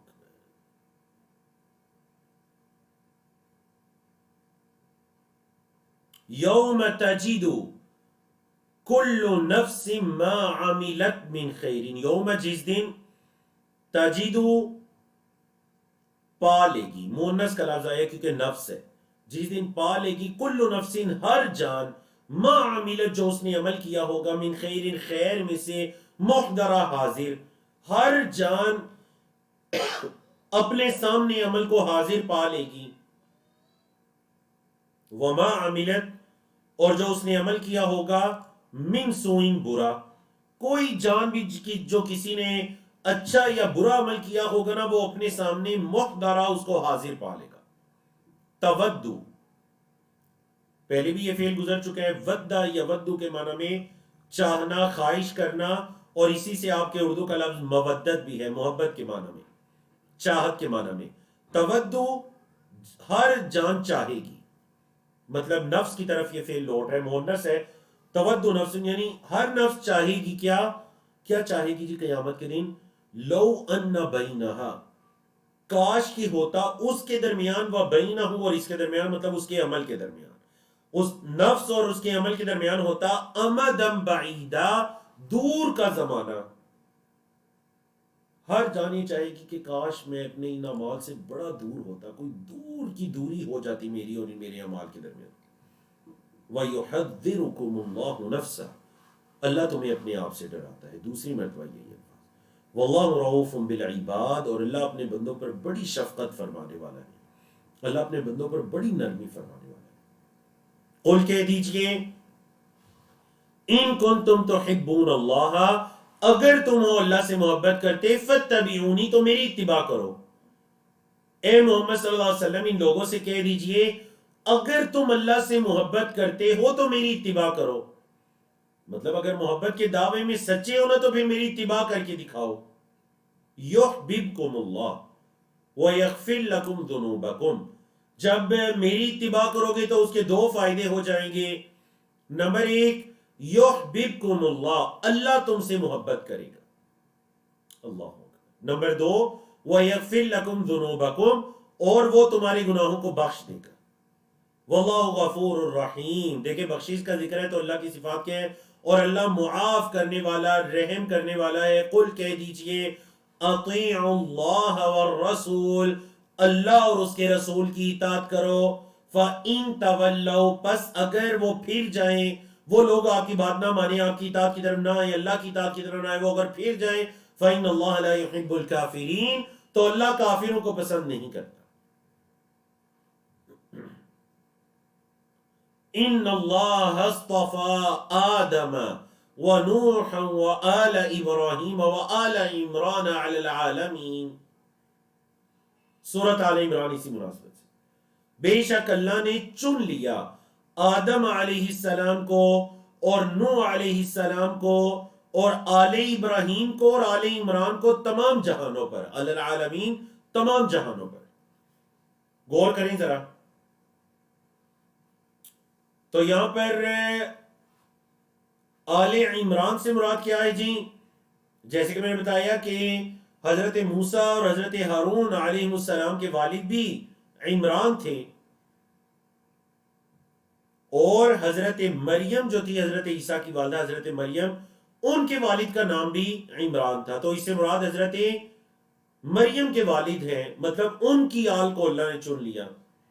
کیسے چن لیا؟ کہ اللہ نے حضرت مریم کو بھی پیدا کیا، ان کے بعد حضرت عیسیٰ کو اللہ نے معجزانہ طور پر پیدا کیا، اللہ نے چن لیا. ذریتاً، یہ اولاد ہے، مطلب آل ابراہیم آل نوح کی اولاد میں سے ہی ہے جی. نوح علیہ السلام آدم علیہ السلام کی اولاد میں سے ہے. ذریتاً اولاد ہے، بعضها، اس اولاد کا بعض، من بعض بعض سے، بعض اولاد بعض سے ہے.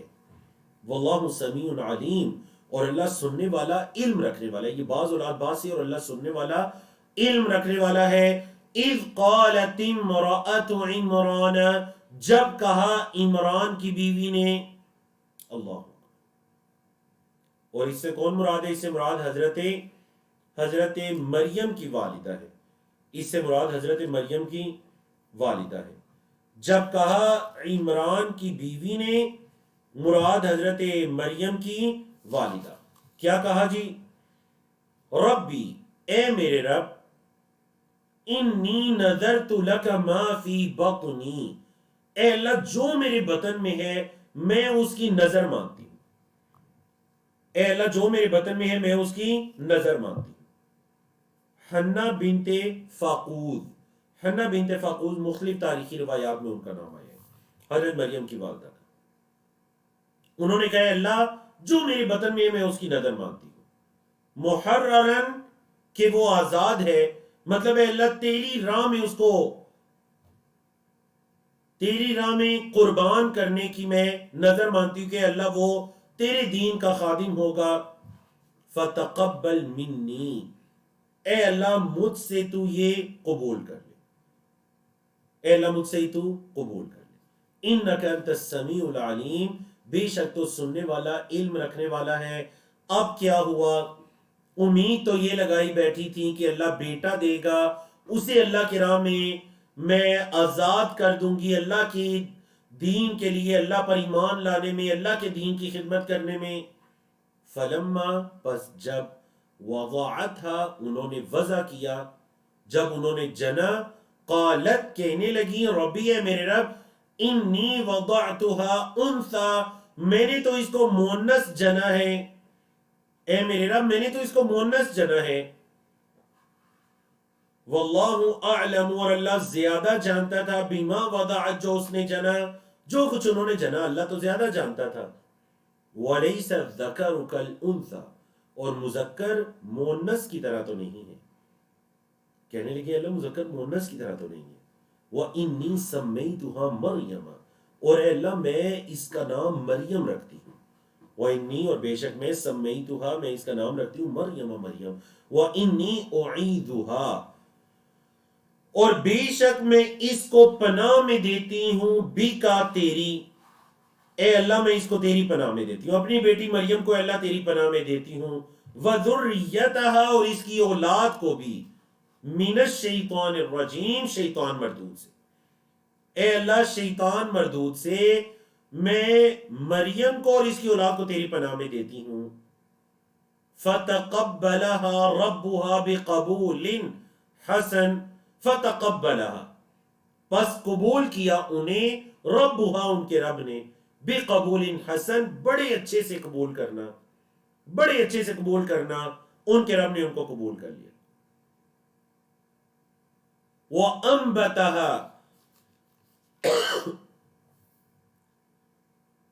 وَأَنبَتَهَا نَبَاتًا حَسَنًا، اور ان کی بہترین پرورش کی. انبتا یوں بھی تو اصل میں نباتات کے لیے بھی لفظ استعمال ہوتا ہے، کسی پودے کا چھوٹے سے بڑے ہونا. تو ان کی بہترین سے پرورش کی جب وہ بڑی ہو رہی تھیں. اچھا، مریم جو تھیں ان کی پرورش کے لیے کون مأمور ہوئے؟ وَكَفَّلَهَا، اور پرورش کی انہیں کس نے؟ زکریا علیہ السلام نے. زکریا علیہ السلام جو تھے یہ حضرت مریم کے خالو تھے، رشتے میں یہ حضرت مریم کے خالو تھے اور نبی بھی تھے. تو نبی اپنی پوری قوم کا اوورآل بھی نبی ہوتا ہے، اور یہ چونکہ ان کی بیوی کی بانجی بھی تھیں تو ان کے یہ خالو بھی تھے، ایک یہ رشتہ بھی اور دوسرا نبی اور امتی کا رشتہ بھی. تو حضرت زکریا نے حضرت مریم کی پرورش کی، اور حضرت زکریا نے حضرت مریم کی خیر کو دیکھ لیا کہ یہ بڑی خیر والی خاتون ہے. کیسے دیکھا؟ کلما دخل علیہا زکریا المحراب، جب کبھی داخل ہوئے زکریا ان پر، یعنی حضرت مریم پر، محراب میں، مسجد کے ساتھ جو کمرہ ہوتا ہے اس کمرے میں جب کبھی بھی زکریا داخل ہوئے، وجد عندها رزقا، انہوں نے حضرت مریم کے پاس رزق کو پایا. قولا، کہنے لگے، یا مریم، اے مریم، انا لکی ھذا، کل بھی گزرا، کیف لکی ھذا، کیسے ہے تیرے لیے یہ رزق، کہاں سے آیا یہ رزق، ہماری اس جگہ پر ایسا رزق ہوتا نہیں. اے مریم، کوئی لانے والا آیا نہیں، یہ رزق تیرے پاس کیسے آیا؟ قالت، کہنے لگی، ہوا من عند اللہ، یہ رزق تو اللہ کی طرف سے ہے. ان اللہ یرزق من یشاء بغیر حساب، اللہ جس کو چاہتا ہے بغیر حساب کے رزق دیتا ہے. اللہ کے پاس تو کوئی حساب و کتاب ہی نہیں، اللہ جس کو نوازنا چاہے. اللہ، کتنی پیاری آیات. اب دیکھیں زکریا علیہ السلام نے جب مریم علیہ السلام کی فرما برداری کو دیکھا، اللہ کا ان پر انعام و اکرام دیکھا، احسان دیکھا، تو زکریا علیہ السلام کے دل میں بھی تڑپ پیدا ہوئی. کیا تڑپ پیدا ہوئی جی؟ دیکھیے، غور کیجیے، ذرا موضوعات کو پڑھیے، دیکھیے کیا تڑپ پیدا ہوئی.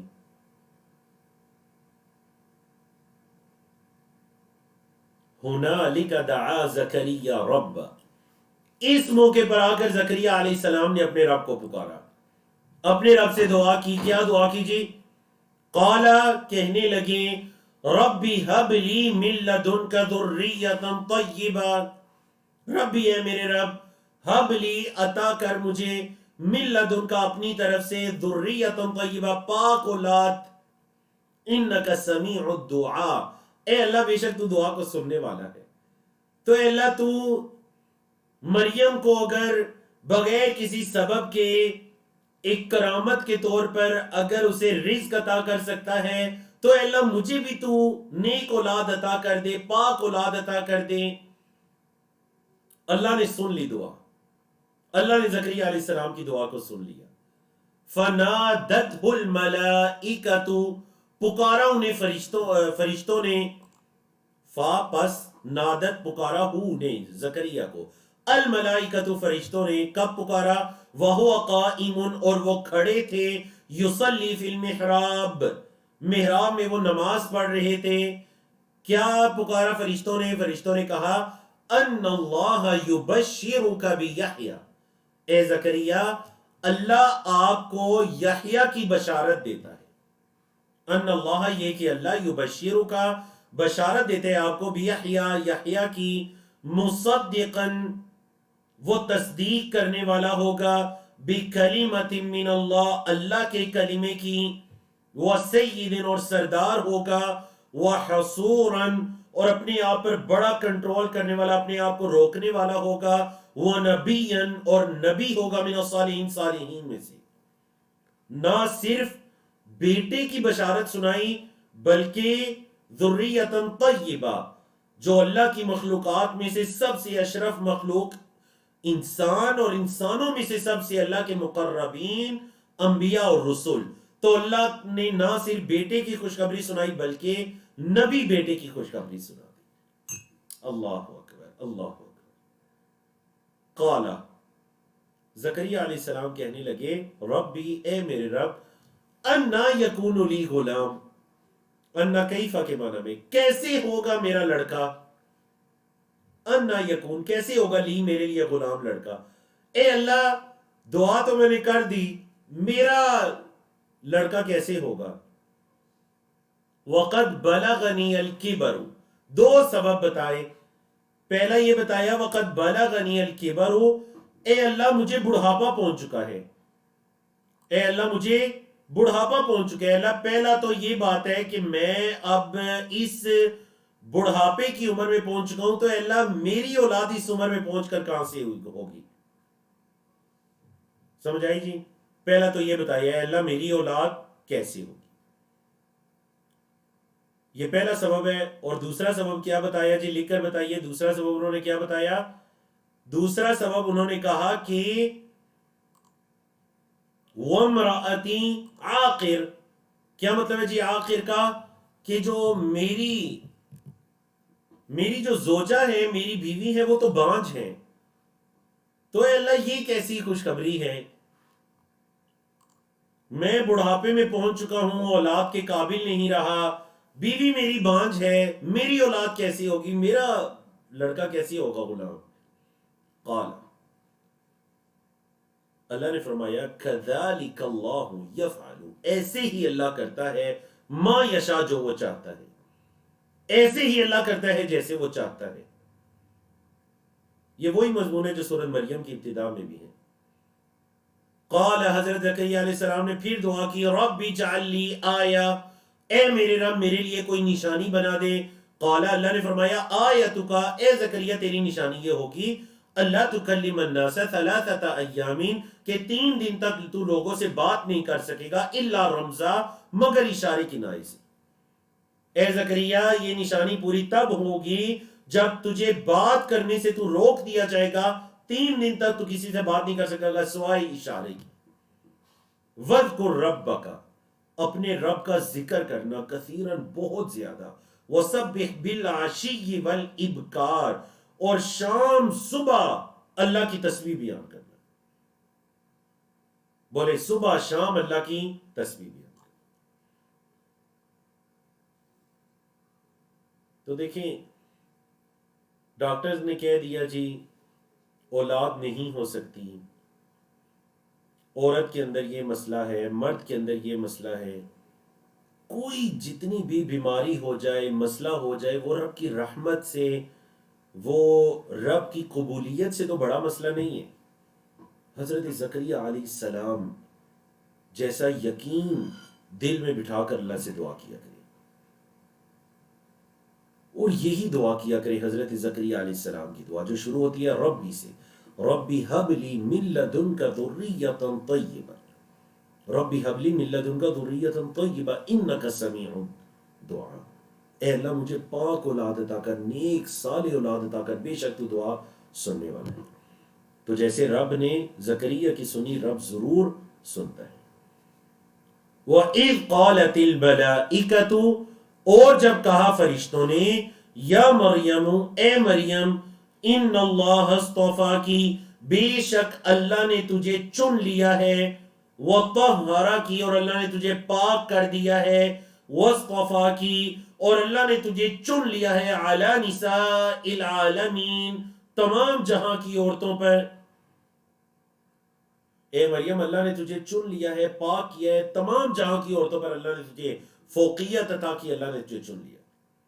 یا مریم اقنتی لربک واسجدی وارکعی مع الراکعین، اے مریم اپنے رب کی مطیع بن جا، فرما بردار بن جا، واسجدی، اور سجدہ کر، وارکعی، اور رکوع کر، مع الراکعین، رکوع کرنے والوں کے ساتھ۔ اے مریم رکوع کرنے والوں کے ساتھ رکوع کر اور سجدہ کر، اور اپنے رب کی فرما بردار بن۔ پھر نبی کریم صلی اللہ علیہ وسلم کو مخاطب کر کے فرمایا گیا کہ ذالک من انباء الغیب، یہ ہے غیب کی خبروں میں سے. ذالک یہ ساری باتیں زکریا کی، مریم کے رزق کی، زکریا کی اولاد کی، یہ ساری باتیں تو غیب کی خبروں میں سے ہے. نبا ان کی جمع انبا، خبریں. نوحیہ الیک، اے محمد صلی اللہ علیہ وسلم جو ہم آپ کی طرف وحی کرتے ہیں. تو یاد رکھیے گا غیب کے بارے میں یہ آیت ایک کلیہ قانون اور قاعدہ ہے کہ غیب کا علم کس کے پاس ہے؟ اللہ کے پاس ہے. غیب کا علم اللہ کے پاس ہے، کوئی اسے نہیں جانتا. ہاں اللہ جو غیب کی باتیں، پوشیدہ باتیں، گزشتہ اقوام کی باتیں، آنے والے زمانے کی باتیں، زمین اور آسمان کی چھپی حقیقتیں، اللہ اپنے انبیاء رسول میں جس کو وحی کے ذریعے بتانا چاہے وہ اللہ بتا سکتا ہے.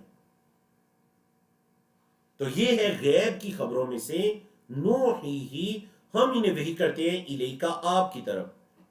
اور اے محمد صلی اللہ علیہ وسلم وما کنت لدیہم، آپ ان کے پاس نہیں تھے، آپ ان کے پاس نہیں تھے.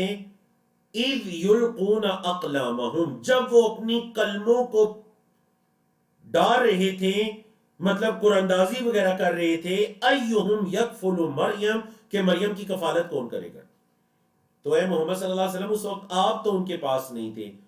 تو مطلب یہ کہ جب آپ وہاں پر نہیں تھے تو آپ کو کیسے یہ ساری باتیں پتہ چل گئیں کہ کون کفالت کرے گا. اور پھر حضرت زکریا کو منتخب کیا گیا، آپ تو وہاں پر نہیں تھے. تو مطلب یہ اللہ نے وحی کے ذریعے آپ کو یہ باتیں بتائیں. تو قرآن کا اس بات ہے، نبی کریم صلی اللہ علیہ وسلم کی صداقت ہے کہ آپ صلی اللہ علیہ وسلم کو یہ اپنے پاس سے نہیں کر لیتے، یہ اللہ کا نازل کردہ کلام ہے. اللہ یہ غیب کی باتیں نبی کریم صلی اللہ علیہ وسلم کو بتاتا ہے. اللہ وما کنت لدیہم، اور آپ ان کے پاس نہیں تھے. اذ یختصمون، جب وہ جھگڑ رہے تھے، جب وہ آپس میں بحث مباحثہ کر رہے تھے کہ کون مریم کی کفالت کرے گا. ایک کہہ رہا تھا میں کروں گا، دوسرا کہہ رہا تھا میں کروں گا، تیسرا کہہ رہا تھا میں کروں گا. آپ تو اس وقت وہاں پر نہیں تھے. تو پہلے گزرا لدا، لدا کا مطلب پاس، عندہ کے معنی میں، لدیہم ان کے پاس. اذ قالت الملائکۃ، جب فرشتوں نے کہا یا مریم، اے مریم، ان اللہ یبشرک بکلمۃ منہ، بے شک اللہ تجھے خوشخبری دیتا ہے ایک کلمہ کی، اس کی طرف سے، اس اللہ کی طرف سے ایک کلمہ کی خوشخبری. اور وہ کلمہ کیا ہے؟ وہ آگے آ رہا ہے اگلی آیات میں، کن فیکون، ہو جا، اور وہ چیز ہو جاتی ہے. تو اللہ تجھے خوشخبری دیتا ہے کہ اللہ کسی معاملے کا فیصلہ فرمانے والا ہے، ایک کلمے کی اللہ تجھے خوشخبری دیتا ہے. اچھا وہ کیا ہے؟ اسمہ المسیح، ان کا نام مسیح ہے. عیسیٰ بن مریم، عیسیٰ بن مریم، بولے ان کا نام مسیح ہے، عیسیٰ بن مریم. وجیہا فی الدنیا والآخرہ، اور وہ دنیا اور آخرت کے اندر وہ پسندیدہ ہوں گے. ومن المقربین، اور مقربین میں سے، دنیا اور آخرت میں پسندیدہ اور مقربین میں سے ہوں گے. چلیں جی یہاں ایک سوال کرتے ہیں، دیکھتے ہیں آپ میں سے کس کو جواب پتا ہے. سوال یہ ہے کہ یہاں پر حضرت عیسیٰ کا نام آیا المسیح، ایسے ہی ہے، اور احادیث کے اندر جس جگہ دجال کا تذکرہ آیا تو دجال کے لیے بھی مسیح کا لفظ استعمال ہوا. تو دونوں میں کیا فرق ہے؟ حضرت عیسیٰ کے لیے جب مسیح کا لفظ یا دجال کے لیے مسیح کا لفظ، تو یہ کیا مطلب ہے؟ دونوں کا فرق کیا ہے؟ ٹھیک ہے جی، جوابات دیجئے، پھر ہم واپس آتے ہیں جواب کی طرف. تو اللہ نے فرما دیا کہ یہ جو مسیح ہیں عیسیٰ بن مریم، فرشتوں نے بتایا کہ اے مریم اللہ تجھے خوشخبری دے رہے ہیں ایک بیٹے کی، عیسیٰ بن مریم کی. ساتھ ہی بتا دیا کہ ایک معجزہ ہونے والا ہے، وَيُكَلِّمُ النَّاسَ، اور وہ کلام کرے گا لوگوں سے، فی المہد، گود میں وہ لوگوں سے کلام کرے گا. وَكَهْلَ، اور ادیڑ عمر میں بھی، بچپن میں بھی اور ادیڑ عمر میں بھی کلام کرے گا. وَمِنَ الصَّالِحِينَ، اور صالحین میں سے ہوگا، نیکوکاروں میں سے ہوگا. اب دیکھیں مریم طیبہ طاہرہ صدیقہ، سب سے پہلے اس پاک باز عورت کو کیا پریشانی لاحق ہوئی؟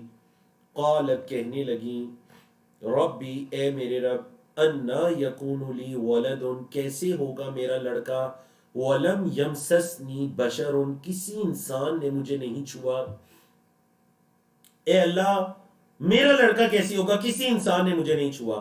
سورۃ مریم میں جا کر انشاءاللہ ہم پڑھیں گے، وہاں پر یہ بھی اضافہ ہے، ولم اکو بغیہ، اور میں بھی بغاوت کرنے والی نہیں ہوں، مطلب نہ میں کوئی ایسی بغاوت کرنے والی ہوں، نہ کوئی میرے پاس آ کر کسی نے مجھے چھوا تو میری اولاد کیسے ہوگی۔ وہاں پر یہ دوسری چیز بھی ہے۔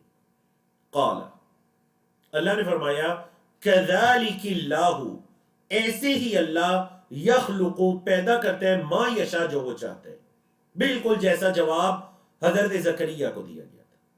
تو اے مریم، اللہ تو وہ ہے جس نے زکریا کو بڑھاپے میں بیوی کے بانجھ ہونے کے باوجود اللہ نے اس کو زکریا جیسی نعمت دی۔ تو اے مریم، اللہ جیسے چاہتا ہے وہ پیدا کرتا ہے۔ اذا قضا امرا، جب وہ کسی معاملے کا ارادہ فرماتا ہے، اس کا فیصلہ فرماتا ہے، فَإِنَّمَا يَقُولُ لَهُ، تو وہ تو بس اس سے کہتا ہے کن ہو جا، فَيَكُونُ، تو وہ کام ہو جاتا ہے، وَيُعَلِّمُهُ الْكِتَابَ وَالْحِكْمَةَ، پھر تسلی دی کہ اے مریم اللہ اس کو سکھائے گا، وَيُعَلِّمُهُ، اور اللہ اس کو سکھائے گا، الکتابہ، کتاب، والحکمت، اور حکمت، اللہ اسے کتاب و حکمت کی تعلیم دے گا، والتوراۃ والانجیل، اور تورات اور انجیل کی تعلیم دے گا، وَرَسُولًا إِلَىٰ بَنِي إِسْرَائِيلَ، بنی اسرائیل کی طرف اللہ انہیں رسول بنائے گا، انی قد جئتکم، حضرت عیسیٰ علیہ السلام نے کہا بے شک میں آیا ہوں تمہارے پاس، بھی آیۃ من ربکم، تمہارے رب کی طرف سے ایک نشانی لے کر۔ دیکھیں قرآنی واقعات کے اندر کتنا پیارا، مطلب ایک دم سے واقعہ پلٹا۔ حضرت مریم ابھی پکار رہی ہیں، باقی واقعہ باقی صورتوں میں، سورۃ مریم وغیرہ میں تفصیل کے ساتھ ہے، وہ ولادت کے واقعات ساری چیزیں، لیکن یہاں پر ایک دم سے واقعہ پلٹا کہ اللہ اس کو کتاب و حکمت کی تعلیم دے گا اور بنی اسرائیل کی طرف رسول بنائے گا۔ ساتھ ہی واقعے میں کیا ہوا جی، انی قد جئتکم بآیۃ من ربکم، میں تمہارے پاس تمہارے رب کی طرف سے ایک نشانی لے کر آیا ہوں، اور وہ کیا نشانی ہے جو حضرت عیسیٰ لائے تھے، انی اخلق لکم من الطین، بے شک میں تمہارے لیے پیدا کرتا ہوں مٹی سے، کہیئۃ الطیر، پرندے کی شکل کی طرح، فانفخ فیہ، پھر میں اسے میں پھونک مارتا ہوں، فیکون طیرا، تو وہ پرندہ ہو جاتا ہے باذن اللہ، اللہ کے حکم سے۔ میں ایک پتلا بناتا ہوں پرندے کا اور میں اس میں پھونک مارتا ہوں تو وہ اڑنے لگتا ہے، پرندہ بن جاتا ہے۔ یہ ان کا معجزہ تھا۔ وَأُبْرِئُ الْأَكْمَحَ، اور میں نابینا کو بری کر دیتا ہوں، وَالْأَبْرَصَ، اور کوڑی کے مرض والے کو بری کر دیتا ہوں، وَأُحْيِي الْمَوْتَى، اور میں مردوں کو زندہ کرتا ہوں بِإِذْنِ اللہ، اللہ کے حکم سے۔ بار بار فرما رہے ہیں کہ ان کاموں کی وجہ سے، میری ان معجزات کی وجہ سے، کہ یہ نہ ہو تم اللہ کو چھوڑ کر میری عبادت کرنا شروع کر دو، تو بار بار اپنے کاموں کو اللہ کے حکم کی طرف منسوخ کر رہے ہیں، بِإِذْنِ اللَّهِ، بِإِذْنِ اللَّهِ، یہ کام کوئی میں خود سے نہیں کرتا، یہ اللہ کا حکم ہے، اللہ کے حکم سے ہو رہے ہیں۔ وَأُنَبِّئُكُمْ، اور میں تمہیں خبر دیتا ہوں، بِمَا تَأْكُلُونَ، جو تم کھاتے ہو، وَمَا تَدَّخِرُونَ، اور جو تم ذخیرہ کرتے ہو، جو تم یہ ذخیرہ اندوزی کرتے ہو، جو کھاتے پیتے ہو، میں تمہیں یہ بھی بتا دیتا ہوں کہ تم نے کیا کھایا یا کیا ذخیرہ کیا، یہ بھی اللہ کے حکم سے۔ فی بیوتکم، اپنے گھروں میں جو تم ذخیرہ کرتے ہو، ان فی ذلک لآیۃ لکم، اس میں البتہ تمہارے لیے بے شک نشانی ہے، ان کنتم مؤمنین، اگر ہو تم مومن، اگر تم مومن ہونا تو اس میں تمہارے لیے نشانی ہے۔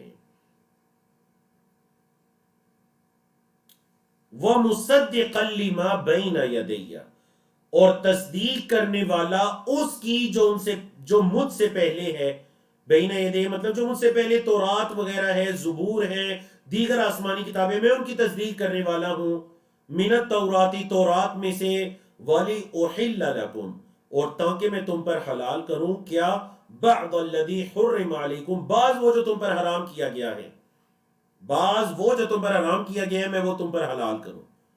تو مطلب یہود کی کچھ لوگوں نے اپنے اوپر بعض چیزوں کو حرام کر دیا گیا تھا، حرام کر دیا تھا، پھر اللہ نے بھی ان پر ان چیزوں کو حرام کر دیا جن میں اونٹ کا گوشت وغیرہ بھی تھا، تو میں تم پر بعض وہ چیزیں حلال کروں جن کو تم پر حرام کر دیے گئے.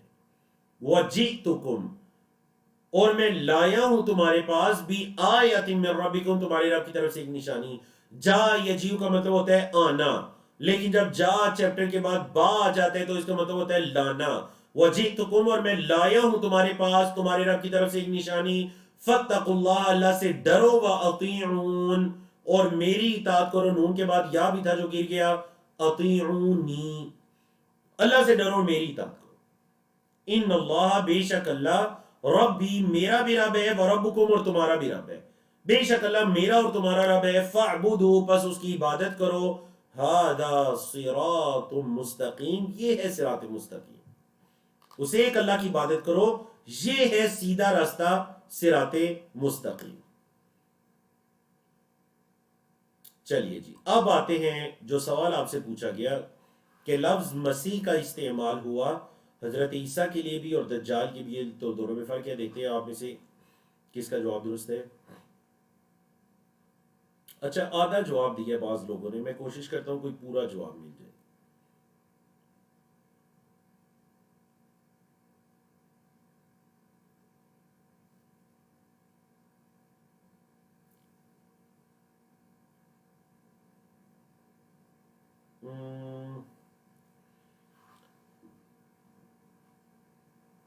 ایک کا جواب تو اکثر درست دے رہے ہیں.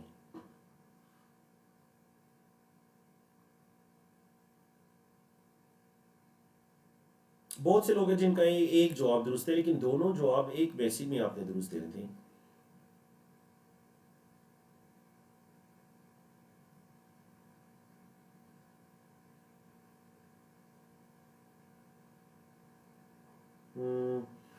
سسٹر رفیہ ہیں ماشاءاللہ، ان کا جواب درست ہے. دونوں جواب انہوں نے ایک ہی میسج میں دیے.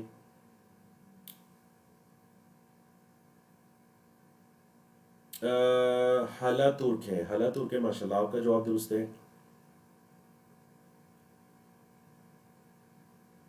چلیے جی، بارک اللہ فیکم. ایک جواب اکثر لوگوں کا درست ہے، اور شاید کہ آگے چل کر ماشاءاللہ 60 سے زیادہ میسیجز آئے، میں پورے بھی نہیں پڑھ پا رہا. تو حضرت عیسیٰ کے لیے جو مسیح کا لفظ استعمال ہوا نا، یہ ہے مسح یمسح، مسح فامسحوا برؤوسکم، مطلب یہ مسح ہے چھونے سے. بولے یہ کس سے ہے جی؟ یہ مسح ہے چھونے سے. مطلب حضرت عیسیٰ علیہ السلام کوڑی کے مرض والے کو چھو کر یا نابینا کو چھو کر اللہ کے حکم سے ان کو شفا دے دیا کرتے تھے. یہ ہے مسح یمسح، چھونا، مس کرنا. اور جو دجال کے لیے آیا وہ ہے ساح یسیح سے. ساح یسیح سیاحت سے ہے، چلنا پھرنا. تو جب دجال چونکہ زمین میں چلے پھرے گا، سیاحت کرے گا، تو وہ مسیح ہے. حضرت عیسیٰ چھونے والے تھے مسح سے، تو وہ مسیح ہے. تو دونوں کے لیے لفظ ایک جیسے ہیں، لیکن معنی دونوں کا الگ الگ ہے. ٹھیک ہے جی، بارک اللہ فیکم. تو دیکھیں، اللہ رب العزت نے جس دور میں جو نبی بھیجا، اس دور کے اندر جو کام عروج پہ ہوتا تھا نا، نبی کو معجزات بھی اس کے مطابق ملتے تھے. مثال کے طور پر حضرت موسیٰ علیہ السلام کے زمانے میں جادو عروج پہ تھا، تو اللہ نے ان کو وہ لاٹھی عطا کی، تو جادوگر بھی سجدے میں پڑ گئے اس کو دیکھ کر. مطلب ایسا معجزہ عطا کیا جو جادو بھی اس کی تاب نہ لا سکا. حضرت عیسیٰ علیہ السلام کے زمانے میں جو طب تھا، طب، علاج، معالجہ، یہ اپنے عروج پر تھا. تو اللہ نے ایسا معجزہ عطا کیا، اللہ اکبر، کہ وہ دوائی کے ذریعے دوسروں کو شفا دیتے تھے، اور حضرت عیسیٰ چھو کر اللہ کے حکم سے شفا دے دیا کرتے تھے. اور نبی کریم صلی اللہ علیہ وسلم کے زمانے میں کلام اپنے عروج پر تھا. عربی کلام، خطابت، زور بیان، عربی پر تکبر. اب آپ اس سے اندازہ لگائیے، عجمی کا مطلب ہوتا ہے گونگا. عرب جو تھے وہ اپنے علاوہ جن کو عربی نہیں آتی ان کو کیا کہتے تھے؟ عجمی. مطلب یہ کہ یہ گونگے، اصل میں ان کو تو زبان آتی نہیں. کلام عروج پر تھا. تو اللہ نے نبی کریم صلی اللہ علیہ وسلم کو قرآن مجید دیا. اس قرآن جیسی ایک سورت لے آؤ، 10 صورتیں لے آؤ، اس قرآن جیسی کتاب لے آؤ. قرآن کے اس چیلنج کو ایکسپٹ نہیں کر سکے مشرکین مکہ، ہاتھ کھڑے ہو گئے ان کے. اللہ اکبر. تو یہ اللہ کا ہر دور کے اندر ہر نبی کے ساتھ اللہ کا ایک ایسا معاملہ رہا ہے. اور اہل ایمان کا اس سے ایمان مزید بڑھ جانا چاہیے۔ اب کیا ہوا، حضرت عیسیٰ لوگوں کو بلاتے رہے، یہود مسلسل حضرت عیسیٰ کی مخالفت کرتے رہے، اور آج بھی یاد رکھیے جو دیندار عیسائی اور یہودی ہیں ان کا آپس میں حد درجے کا عناد اور بغض ہے۔ کیوں؟ کیونکہ یہودیوں نے نعوذ باللہ حضرت مریم علیہ السلام پر بہتان لگا دیا تھا، اور اس کا ذکر بھی آگے چل کر آئے گا، نعوذ باللہ۔ تو حضرت عیسیٰ یہودیوں کو، بنی اسرائیل کو اللہ کے دین کی طرف بلاتے رہے، یہاں تک کہ ایک وقت آیا کھل کر جب انہوں نے حضرت عیسیٰ کی مخالفت کی، فلما، پس جب احسا محسوس کیا، عیسیٰ علیہ السلام نے منہم ان سے الکفر کفر، جب عیسیٰ علیہ السلام نے ان سے کفر محسوس کیا، قالا کہنے لگے، من انصاری الی اللہ، کون ہے میرا مددگار اللہ کی طرف، میں اللہ کی طرف بلانے والا ہوں، کون ہے جو میری مدد کرے گا؟ قال الحواریون، حواریون نے کہا، حواریون سے مراد انصاری ہی ہیں، مددگار، اللہ کے انبیاء کی مدد کرنے والے، اللہ کے انبیاء کے ساتھ کھڑے ہونے والے، اللہ کے دین کی مدد کرنے والے۔ حواریون نے کہا، مطلب انصار نے کہا، نحن انصار اللہ، ہم ہیں اللہ کے مددگار، مطلب اللہ کے دین، اللہ کے نبی کے مددگار۔ آمنا باللہ، ہم اللہ پر ایمان لائے، وشہد، گواہ ہو جائیے، بھی انا مسلمون، کہ بے شک ہم فرما بردار ہیں، گواہ ہو جائیں کہ ہم اسلام میں آگے ہم فرما بردار ہیں۔ ربنا، اے ہمارے رب، آمنا، ہم ایمان لے آئے، بما انزلتا، اس پر جو تو نے نازل کیا، واتبعنا الرسول، اور اے ہمارے رب ہم نے رسول کی اتباع کی، فاکتبنا مع الشاہدین، اے اللہ ہمیں گواہوں کے ساتھ لکھ دیجئے، ہم اس چیز کی گواہی دیتے ہیں۔ یہ حضرت عیسیٰ پر بڑے پختہ ایمان لانے والے، اور آپ کو پتہ ہے بعض روایات کے مطابق یہ 10 اور بعض کے مطابق اس سے تھوڑی سی تعداد میں یہ لوگ تھے، اتنی کم تعداد میں ان پر ایمان لانے والے۔ وہ مکروا، اور انہوں نے مکر کیے یہود نے، وہ مکر اللہ، اور اللہ نے بھی خفیہ تدبیر کی، مطلب انہوں نے بھی کوئی خفیہ چال چلی، اللہ نے بھی اس کے مقابلے میں کوئی خفیہ تدبیر کی۔ واللہ خیر الماکرین، اور اللہ تدبیر کرنے والوں میں سب سے بہترین تدبیر کرنے والے، اس کی تدبیر کے آگے کس کی تدبیر؟ اذ قال اللہ، جب اللہ نے کہا، یا عیسیٰ، اے عیسیٰ، جب اللہ نے کہا، عیسیٰ، انی متوفیک، بے شک میں تجھے پورا پورا لینے والا ہوں، اے عیسیٰ بے شک میں تجھے پورا پورا لینے والا ہوں۔ کیا مطلب پورا پورا لینے والا ہوں؟ مطلب تجھے پورا پورا میں وہ رافعک، اور تجھے اٹھانے والا ہوں، مطلب اس دنیا سے کٹ کر کے دنیا سے تجھے پورا پورا میں اٹھانے والا ہوں، زندہ دنیاوی زندگی کی حالت میں تجھے اس دنیا سے اٹھانے والا ہوں، یعنی موت دے کر، فوت کر کے نہیں، وَمُطَهِّرُكَ، اور تجھے پاک کرنے والا ہوں، مِنَ الَّذِينَ كَفَرُوا، ان لوگوں سے جنہوں نے کفر کیا، وَجَاعِلُ الَّذِينَ، اور بنانے والا ہوں ان لوگوں کو جنہوں نے اتَّبَعُوكَ، تیری اتباع کی، جن لوگوں نے تیری اتباع کی انہیں میں بنانے والا ہوں کیا؟ فوق الذین کفروا، کافروں کے اوپر، الی یوم القیامہ، قیامت کے دن تک، قیامت کے دن تک اے عیسیٰ تیرے متبعین کو میں کفار کے اوپر رکھنے والا ہوں۔ ثم الی مرجعکم، پھر میری ہی طرف تمہارا لوٹنا ہے، فاحکم بینکم، میں فیصلہ کروں گا تمہارے درمیان، کس چیز میں؟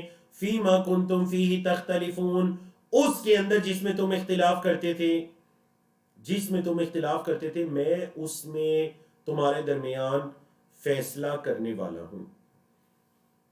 فَأَمَّا الَّذِينَ كَفَرُوا، تو وہ لوگ جنہوں نے کفر کیا، فَأُعَذِّبُهُمْ عَذَابًا شَدِيدًا، میں انہیں شدید عذاب دینے والا ہوں، فی الدنیا والآخرہ، دنیا میں بھی اور آخرت میں بھی، وَمَا لَهُم مِّن نَاصِرِينَ، اور نہیں ہوگا ان کے لیے کوئی مدد کرنے والا۔ وَأَمَّا الَّذِينَ آمَنُوا، اور وہ لوگ جو ایمان لائے، وَعَمِلُوا الصَّالِحَاتِ، اور انہوں نے نیک اعمال کیے، فَيُوَفِّيهِمْ، تو وہ اللہ انہیں پورا پورا دینے والے ہیں، اجورہم، ان کے اجروں کو، اجر ان کی جمع اجور۔ تو جو لوگ ایمان لائے اور انہوں نے نیک اعمال کیے، تو اللہ رب العزت ان کو ان کے اجور پورا پورا دینے والا ہے۔ واللہ لا يحب الظالمین، اور اللہ ظالموں کو پسند نہیں کرتا. فرمایا ذالک نتلوہ علیک، یہ ہے جو ہم آپ پر تلاوت کرتے ہیں. ذالک یہ ہے، نتلوہ ہم اسے تلاوت کرتے ہیں، علیک آپ پر، من الآیاتی آیات میں سے، والذکر الحکیم اور حکمت والے ذکر میں سے. حکمت والا ذکر، اور یہ ہے وہ آیات اے محمد صلی اللہ علیہ وسلم جو ہم آپ پر تلاوت کرتے ہیں. ان مثل عیسیٰ، بے شک عیسیٰ علیہ السلام کی مثال، عند اللہ اللہ کے ہاں، کا مثل آدم، آدم کی مثال کی طرح ہے. کیسے آدم کی مثال کی طرح؟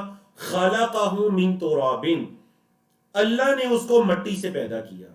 مطلب جیسے آدم علیہ السلام کی تخلیق ایک معجزاتی طور پر ہوئی بغیر ماں باپ کے، تو عیسیٰ کی مثال بھی ایسے ہی ہے کہ ان کی تخلیق بغیر باپ کے ہوئی.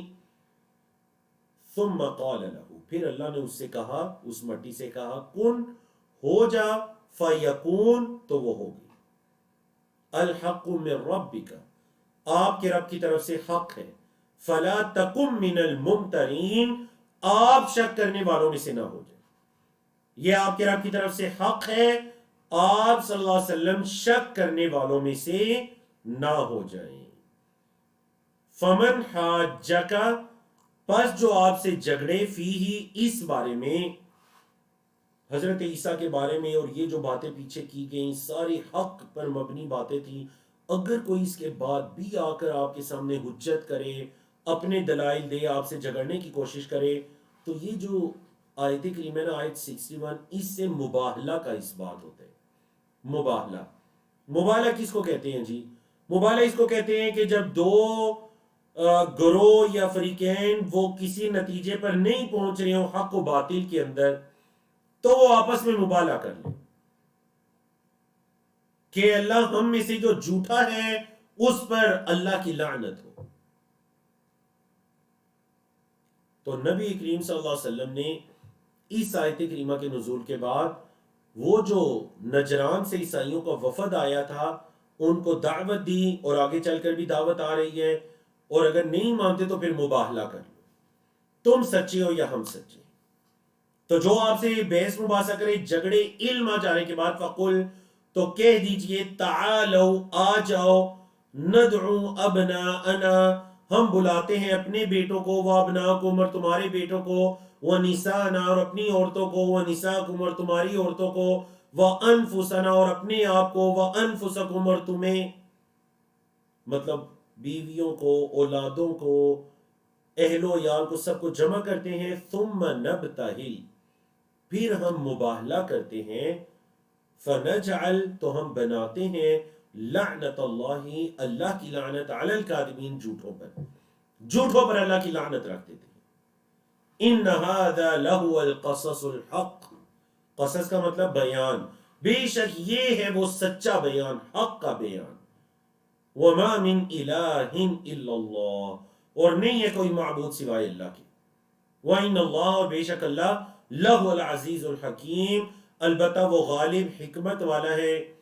تو نبی کریم صلی اللہ علیہ وسلم ان آیات کے بعد جب اپنے اہل و عیال کو، حضرت فاطمہ، حضرت علی، حضرت حسن، حضرت حسین کو لے کر نکلے اور عیسائیوں کے ساتھ مباہلہ کرنا چاہا، عیسائیوں نے آپس میں مشورہ کیا اور وہ جان گئے کہ نبی کریم صلی اللہ علیہ وسلم کی ساری باتیں تو درست ہے، اگر یہ سچے نبی ہوئے تو واقعتاً اس مباہلہ کے بعد ہم پر اللہ کی لعنت واقع ہو جائے گی. عیسائیوں نے مباہلہ کرنے سے انکار کر دیا، وہ جو نجران کا وفد تھا نصارہ کا.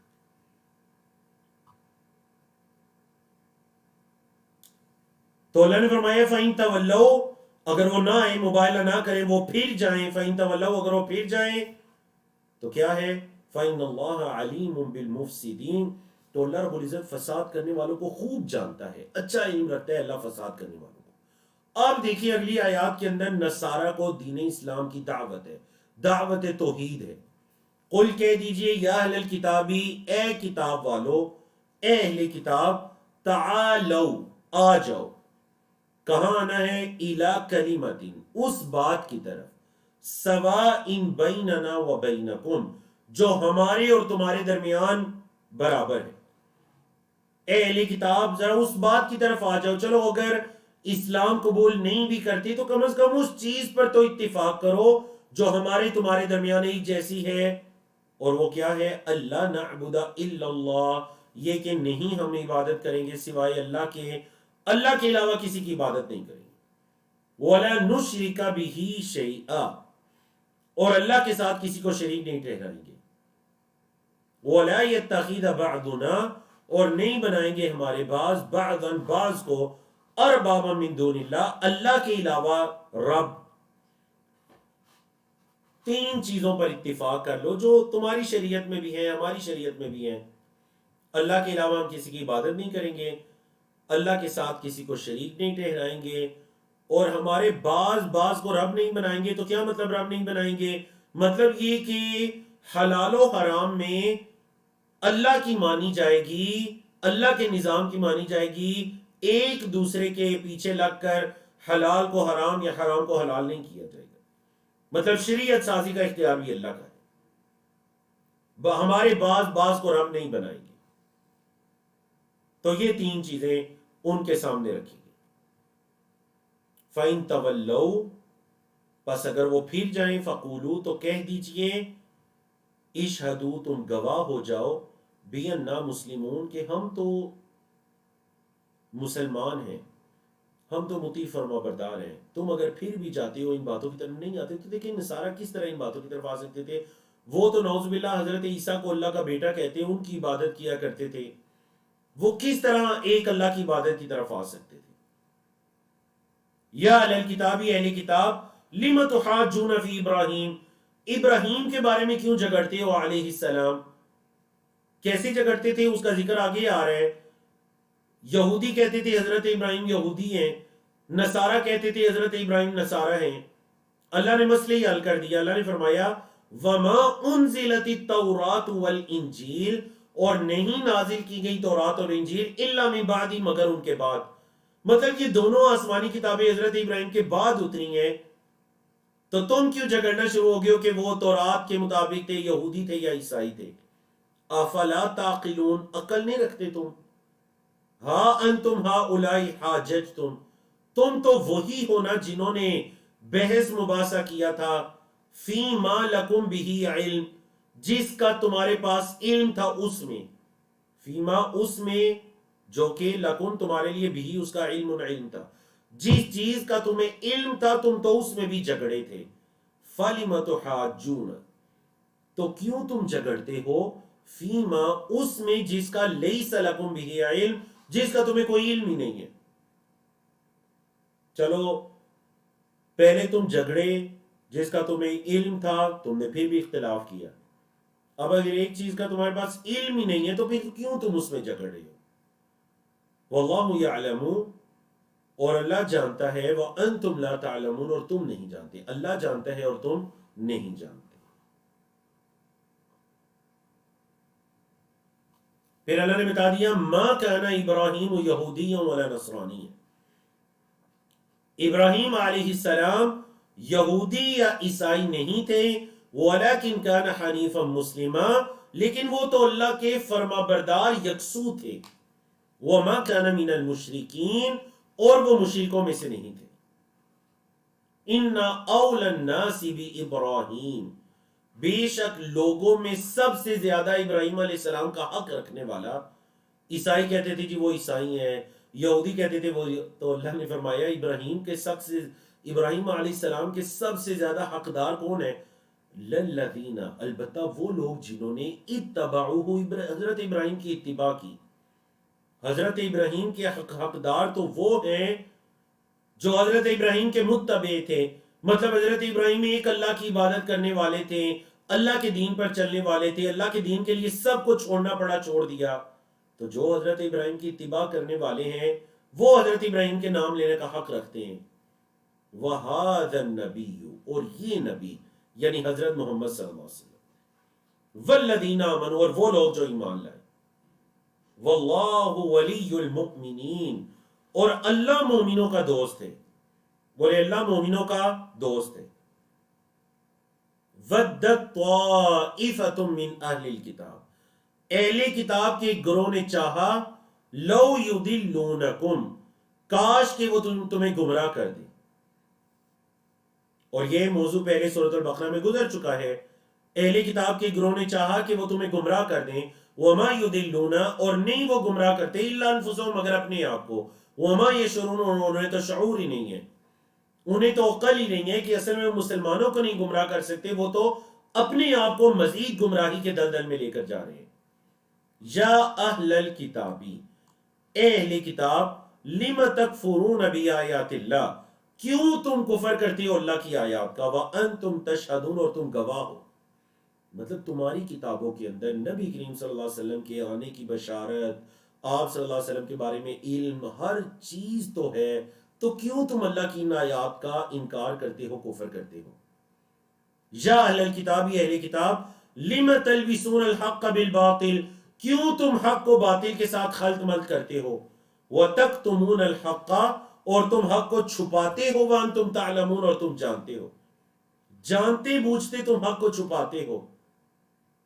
وقالت طائفة من اہل الکتاب آمنوا بالذی انزل علی الذین آمنوا وجہ النہار واکفروہ آخرہ لعلہم یرجعون.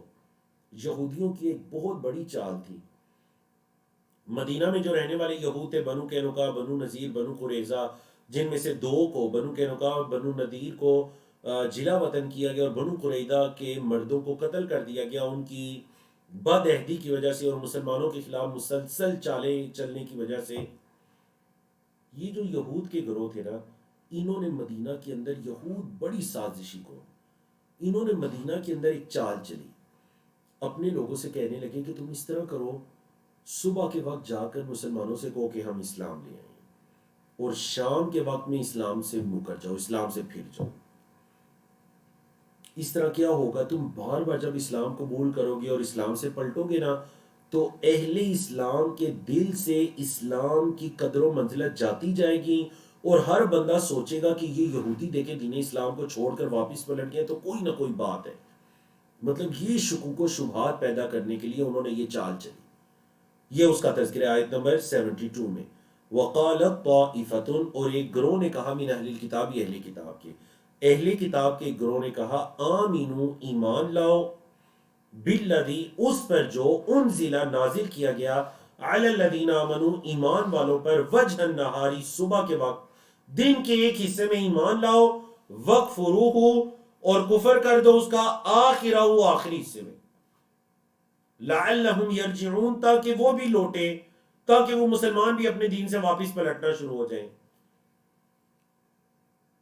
اللہ نے اہل ایمان کو نصیحت کر دی کہ وَلَا تُؤْمِنُوا، اور نہ تم یقین کرو. یہاں ایمان یقین کے معنی میں ہے، تم یقین نہ کرو، الا، مگر، لمن تبع دینکم، اس کا جو تمہارے دین کی اتباع کرے. اے اہل ایمان، تم اس کا یقین کرو جو تمہارے دین کی اتباع کرے. مطلب جو سچا متبع ہے نا، سچا ایمان لانے والا، تم اس کا یقین کرو، تم ان جھوٹوں کا یقین ہی نہ کرو. قل، کہہ دیجئے، ان الہدی، ہدی اللہ، بے شک ہدایت اللہ کی ہدایت ہے، ان یؤتا احد، یہ کہ دیا جائے کسی ایک کو، مثل ما اوتیتم، ویسا جیسا تمہیں دیا گیا، او یحاجوکم، یا یہ کہ وہ جھگڑے تم سے، عند ربکم، تمہارے رب کے پاس. قل، کہہ دیجئے، ان الفضل بید اللہ، یہ جو فضل ہے نا، یہ جو رحمت ہے، اللہ جس کو ہدایت کے لیے چن لیتا ہے، یہ اللہ کا فضل اللہ کے ہاتھ میں ہے. یؤتیہ من یشاء، اللہ یہ دیتا ہے جس کو چاہتا ہے. واللہ واسع علیم، اور اللہ بڑی وسعت والا، علم والا ہے. یختص برحمتہ من یشاء، وہ خاص کرتے ہیں اپنی رحمت سے جس کو چاہتا ہے. واللہ ذو الفضل العظیم، اور اللہ عظیم فضل والا ہے. بولے اللہ عظیم فضل والا ہے. اب یہود کے اندر سے بعض ان لوگوں کا تذکرہ ہے جو ابھی بھی امانت پر قائم تھے، اور اس گروہ کا بھی تذکرہ ہے جو خائن ہو چکا تھا. وَمِنْ اہل الکتابی، اور اہل کتاب میں سے من، وہ جو ان تأمن ہو، اگر آپ اس کو امانت رکھوائیں، بقنطار، ایک خزانہ، یؤدیہ الیک، وہ آپ کو واپس لوٹا دے گا. آپ ایک خزانہ بھی اگر اس کے پاس رکھوائے نا، وہ آپ کو واپس لوٹائے گا. من یہاں بعض کے معنی میں ہے، ومنہم، اور ان میں سے بعض، من جو، ان تأمنہ بدینار، آپ ایک دینار پر بھی ان پر اعتبار کریں نا، لا یؤدیہ الیک، تو وہ آپ کو واپس نہیں لوٹائے گا. ایک دینار بھی رکھوائیں تو واپس نہیں لوٹائے گا. الا، سوائے، ما دمت علیہ قائما، جب تک کہ آپ ان کے سر پر کھڑے رہیں. ہاں اگر سر پر کھڑے نہیں تو پھر ظاہر بات ہے وہ آپ کے ڈر کی وجہ سے واپس لوٹا دے گا. ذالک بانہم قالوا، یہ کیوں ہے؟ ذالک، یہ با سبب کے معنی میں، بانہم، سبب اس کا یہ ہے کہ انہوں نے قالوا کہا. کیا کہا جی؟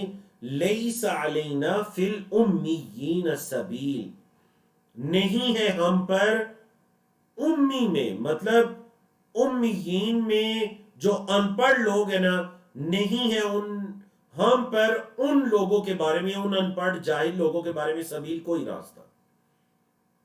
اچھا جی، اب اس آیت کو سمجھیے. کیا مطلب؟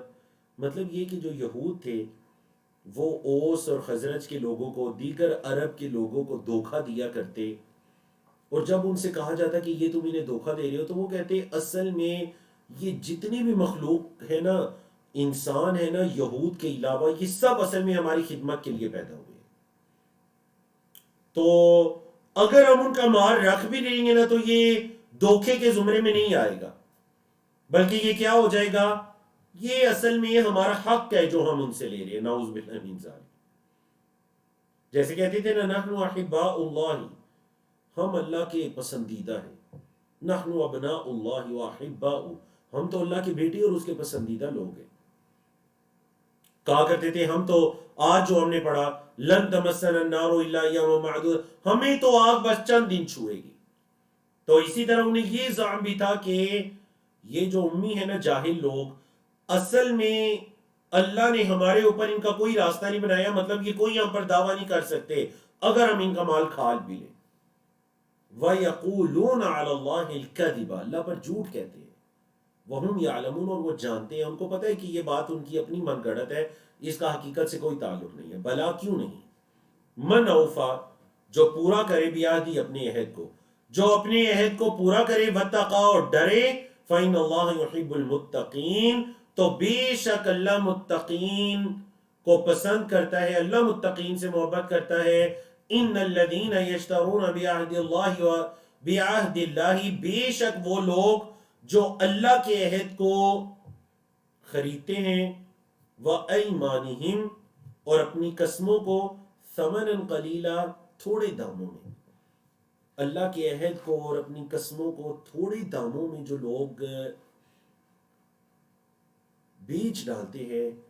اشترا، یشتری کا مطلب بیچنا، خریدنا، دونوں معنوں میں استعمال ہوتا ہے. عام عربی زبان میں، جدید عربی زبان کے اندر اشترا یشتری کا مطلب بیچنے کے معنی میں استعمال ہوتے ہیں. خریدنے، عام عربی زبان میں خریدنے کے معنی میں استعمال ہوتا ہے اشترا یشتری. قرآن مجید میں یہاں بیچنے کے معنی میں، تو اکثر اشترا جو ہے بیچنے خریدنے دونوں کے معنی میں استعمال ہوتے ہیں. بے شک وہ لوگ جو اللہ کے عہد کو بیچ ڈالتے ہیں اور اپنی قسموں کو بھی، ثمنا قلیلا، تھوڑے داموں میں. مطلب یہ معمولی سے دنیاوی فائدوں کے پیچھے وہ اللہ کے دین کو، اس کی آیات کے، اس کو احکام و مسائل کو بدلتے رہتے ہیں. اولئک، یہی وہ لوگ ہیں، لا خلاق لہم، لا خلاق لہم، کوئی حصہ نہیں ہے ان کا، فی الآخرہ، آخرت میں ان کا کوئی حصہ ہے ہی نہیں. ولا یکلمہم اللہ، پہلی سزا ان کی یہ ہے کہ آخرت میں ان کا کوئی حصہ نہیں. دوسری سزا یہ ہے کہ وَلَا يُكَلِّمُهُمُ اللَّهُ، اللہ ان سے کلام نہیں کرے گا. تیسری سزا یہ ہے کہ وَلَا يَنظُرُ إِلَيْهِمْ يَوْمَ الْقِيَامَةِ، اللہ قیامت کے دن ان کو دیکھے گا بھی نہیں. چوتھی سزا یہ ہے وَلَا يُزَكِّيهِمْ، اللہ انہیں گناہوں سے پاک بھی نہیں کرے گا. وَلَهُمْ عَذَابٌ أَلِيمٌ، اور ان کے لیے دردناک عذاب ہے. بولے ان کے لیے دردناک عذاب ہے، علیم. اب آیا یہود کے، اہل کتاب کے ایک اور گروہ کا ذکر، ان کا رویہ یہ تھا کہ اپنی زبانوں کو ٹیڑھا میڑھا کر کے الفاظ کو الٹا سیدھا بولنے کی کوشش کرتے. اللہ نے فرمایا وَإِنَّ مِنْهُمْ، اور بے شک ان میں سے بعض، لَفَرِيقًا، البتہ ایک گروہ ہے، بے شک ان میں سے بعض لوگوں کا ایک گروہ ہے، یلوون السنتہم، اپنی زبانوں کو مروڑتے ہیں، بالکتابی، کتاب کے ساتھ، کتاب کو پڑھتے ہوئے اپنی زبانوں کو مروڑتے ہیں. کیوں؟ لِتَحْسَبُوهُ مِنَ الْكِتاب، تاکہ آپ اسے کتاب میں سے سمجھیں. وَمَا هُوَ مِنَ الْكِتاب، حالانکہ وہ تو کتاب میں سے نہیں ہے، حالانکہ وہ تو کتاب میں سے نہیں ہوتا. وَيَقُولُونَ، اور وہ کہتے ہیں، هُوَ مِنْ عِنْدِ اللَّهِ، یہ اللہ کی طرف سے ہے.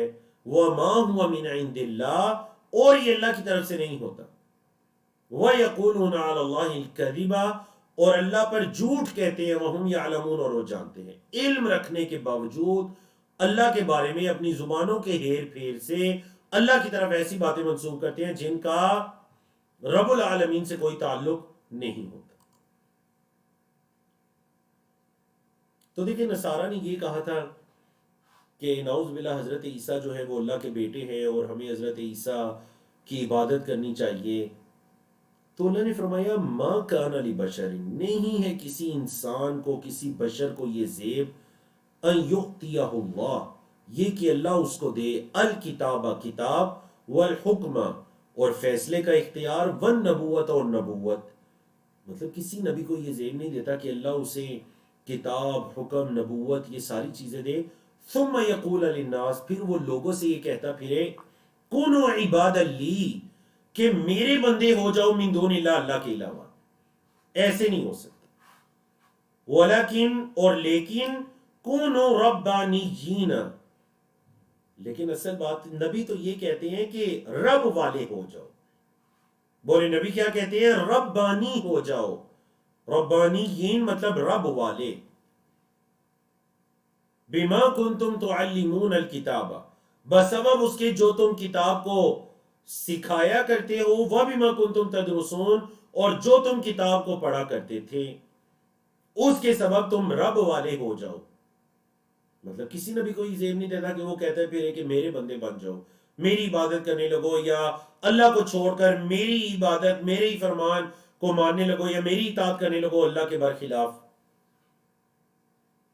نمبر ایک. نمبر دو، یعنی نبی نہ تو یہ کر سکتے ہیں. نمبر دو، ولا یأمرکم، اور نہ ہی وہ تمہیں یہ حکم دیتا ہے، ان تتخذوا، یہ کہ تم بناؤ، الملائکۃ، فرشتوں کو، والنبیین، اور نبیوں کو، اربابن، رب. مطلب نہ تو کوئی نبی اپنی عبادت کا کہتا ہے، اور نہ کوئی نبی یہ کہتا ہے کہ تم اللہ کو چھوڑ کر اللہ کے فرشتوں اور نبیوں کو ہی رب بنا لو.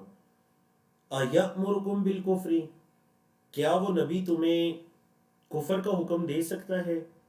بعد اذ انتم مسلمون، اس کے بعد کہ تم بڑے فرما بردار تھے. یعنی کیا یہ ہو سکتا ہے؟ مطلب نصارہ ایک تو کفر کرتے اور دوسرا پھر اس کی نسبت حضرت عیسیٰ کی طرف کرتے.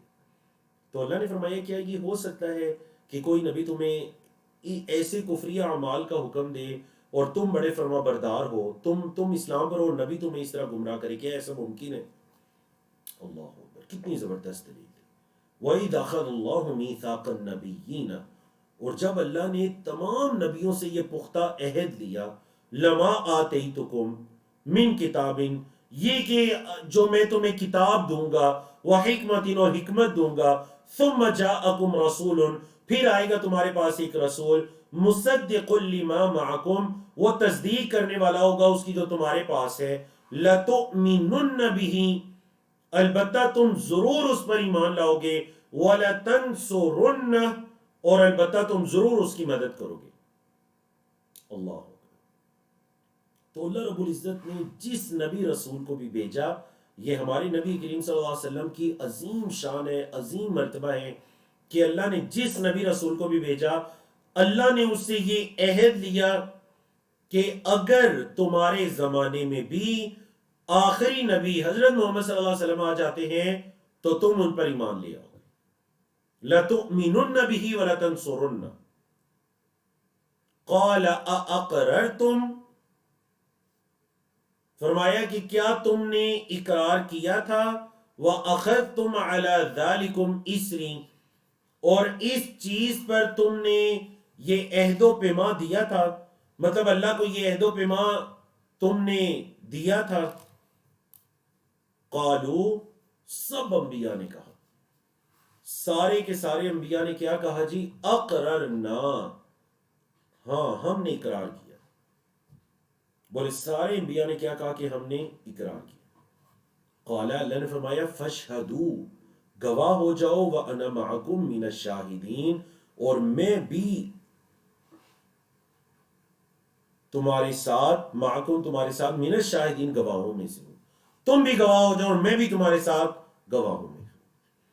تو دیکھیں نا، نصارہ کے وفد کو یہ تمام آیات، یہ چیزیں بتائی گئیں کہ مطلب ان کی کتابوں کے اندر بھی نبی کریم صلی اللہ علیہ وسلم کی کے بارے میں خوشخبریاں لکھی ہوئی ہیں کہ آخری نبی نے آنا ہے.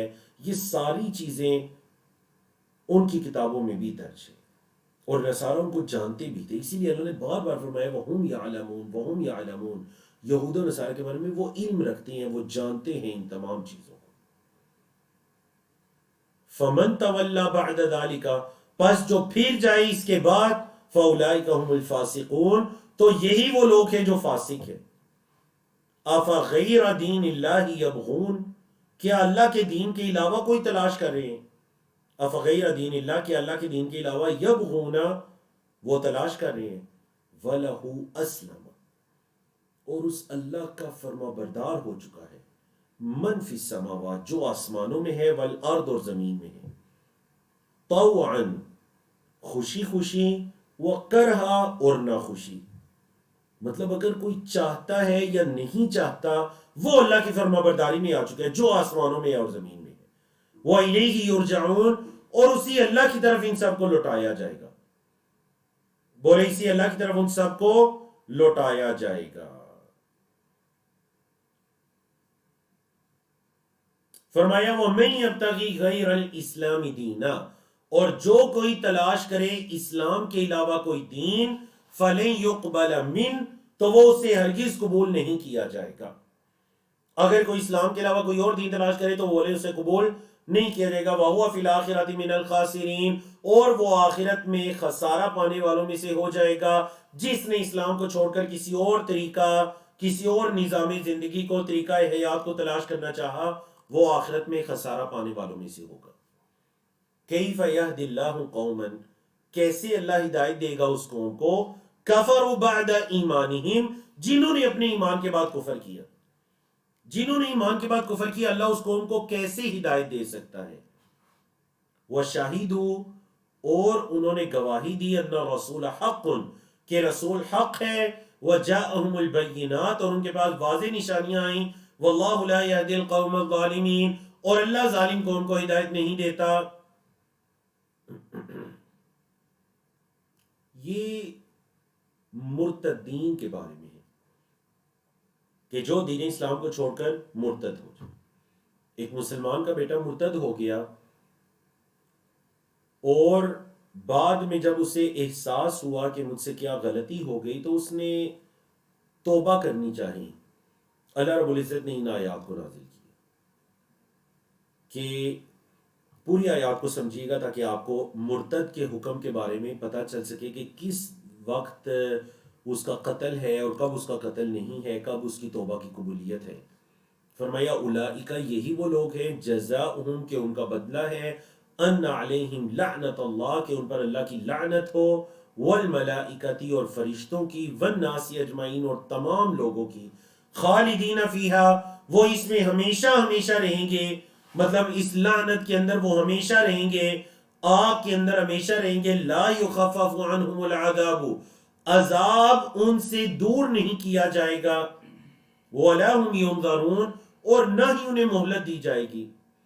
نہ تو ان سے عذاب دور کیا جائے گا اور نہ انہیں مہلت دی جائے گی. إِلَّا الَّذِينَ تَابُوا، ہاں سوائے ان لوگوں کے جنہوں نے توبہ کر لی. من بعد ذالک، اس کے بعد، وَأَصْلَحُوا، اور اصلاح کر دی. ہاں اگر کوئی سچی توبہ کرتا ہے، اپنی اصلاح کرتا ہے، آنے والی زندگی میں اصلاح کرتا ہے، فَإِنَّ اللَّهَ غَفُورٌ رَحِيمٌ، تو پھر اللہ بھی معاف کرنے والا، رحم کرنے والا ہے. لیکن جنہوں نے کفر کیا اور پھر کفر میں بہت آگے بڑھ گئے، ان الذین کفروا، بے شک جن لوگوں نے کفر کیا، بعد ایمانہم، اپنے ایمان کے بعد، ثم ازدادوا کفرا، پھر کفر میں اور زیادہ آگے بڑھ گئے، لن تقبل توبتہم، ان کی توبہ کو ہرگز قبول نہیں کیا جائے گا، واولئک هم الضالون، اور یہی وہ لوگ ہیں جو گمراہ ہیں، ان کی توبہ کو قبول نہیں کیا جائے گا اور یہی وہ لوگ ہیں جو گمراہ ہیں۔ اللہ نے فرمایا ان الذین کفروا، بے شک وہ لوگ جنہوں نے کفر کیا، وماتوا، اور وہ مر گئے، وہم کفار، اور وہ کفر کی حالت میں تھے، جن لوگوں نے کفر کیا اور کفر کی حالت میں ہی انہیں موت آ گئی، وہ مر گئے، فلن یقبلا، تو ہرگز قبول نہیں کیا جائے گا، من احدہم، ان میں سے کسی ایک سے، ملء الارض ذہبا، زمین کے بھرنے کے برابر سونا۔ جن لوگوں نے کفر کیا اور کفر کی حالت میں وہ مر گئے، تو پوری زمین بھی اگر سونے کے برابر بھری ہوئی ہو، وہ اس کو دے کر عذاب سے بچنا چاہیں گے تو ان سے وہ قبول نہیں کی جائے گی، وَلَوِ افْتَدَىٰ بِهِ، اور اگرچہ وہ اس کو فدیہ دے دیں، مطلب اپنی جان چھڑوائی کے لیے دے دیں، نہیں، ان سے قبول نہیں کیا جائے گا۔ اولئک لہم عذاب علیم، یہی وہ لوگ ہیں کہ ان کے لیے دردناک عذاب ہے، وَمَا لَهُم مِّن نَاصِرِينَ، اور نہیں ہوگا کوئی ان کا مددگار۔ تو الحمدللہ اللہ رب العزت کی توفیق سے ہم نے تیسرا پارہ مکمل کیا، تو انشاءاللہ آنے والا سیشن ہمارا چوتھے پارے سے شروع ہوگا، اور اللہ سے توفیق اور استقامت کا سوال کرتے ہیں کہ اللہ رب العزت ہمیں آنے والے دنوں میں روزانہ ایک ایک پارے کو روٹین کے ساتھ لے کر چلنے کی توفیق عطا کرے، جو کچھ پڑھتے ہیں دن میں اس کی تلاوت کیا کریں، اس کی دہرائی کیا کریں، ساتھ ساتھ بھرپور فائدہ اٹھانے کے لیے نوٹس بنائیے، مشکل الفاظ کے معنی کو نوٹ کیجئے، تفسیر کے نکات کو نوٹ کیجئے، اور دوسرے کسی کو پڑھانے کی کوشش کیجئے، آپ اتنا اچھا سیکھیں گے۔ کفارہ مجلس کی دعا پڑھیے، سبحانک اللہم و بحمدک، اشہد ان لا الہ الا انت، استغفرک و اتوب الیک۔ السلام علیکم ورحمۃ اللہ وبرکاتہ۔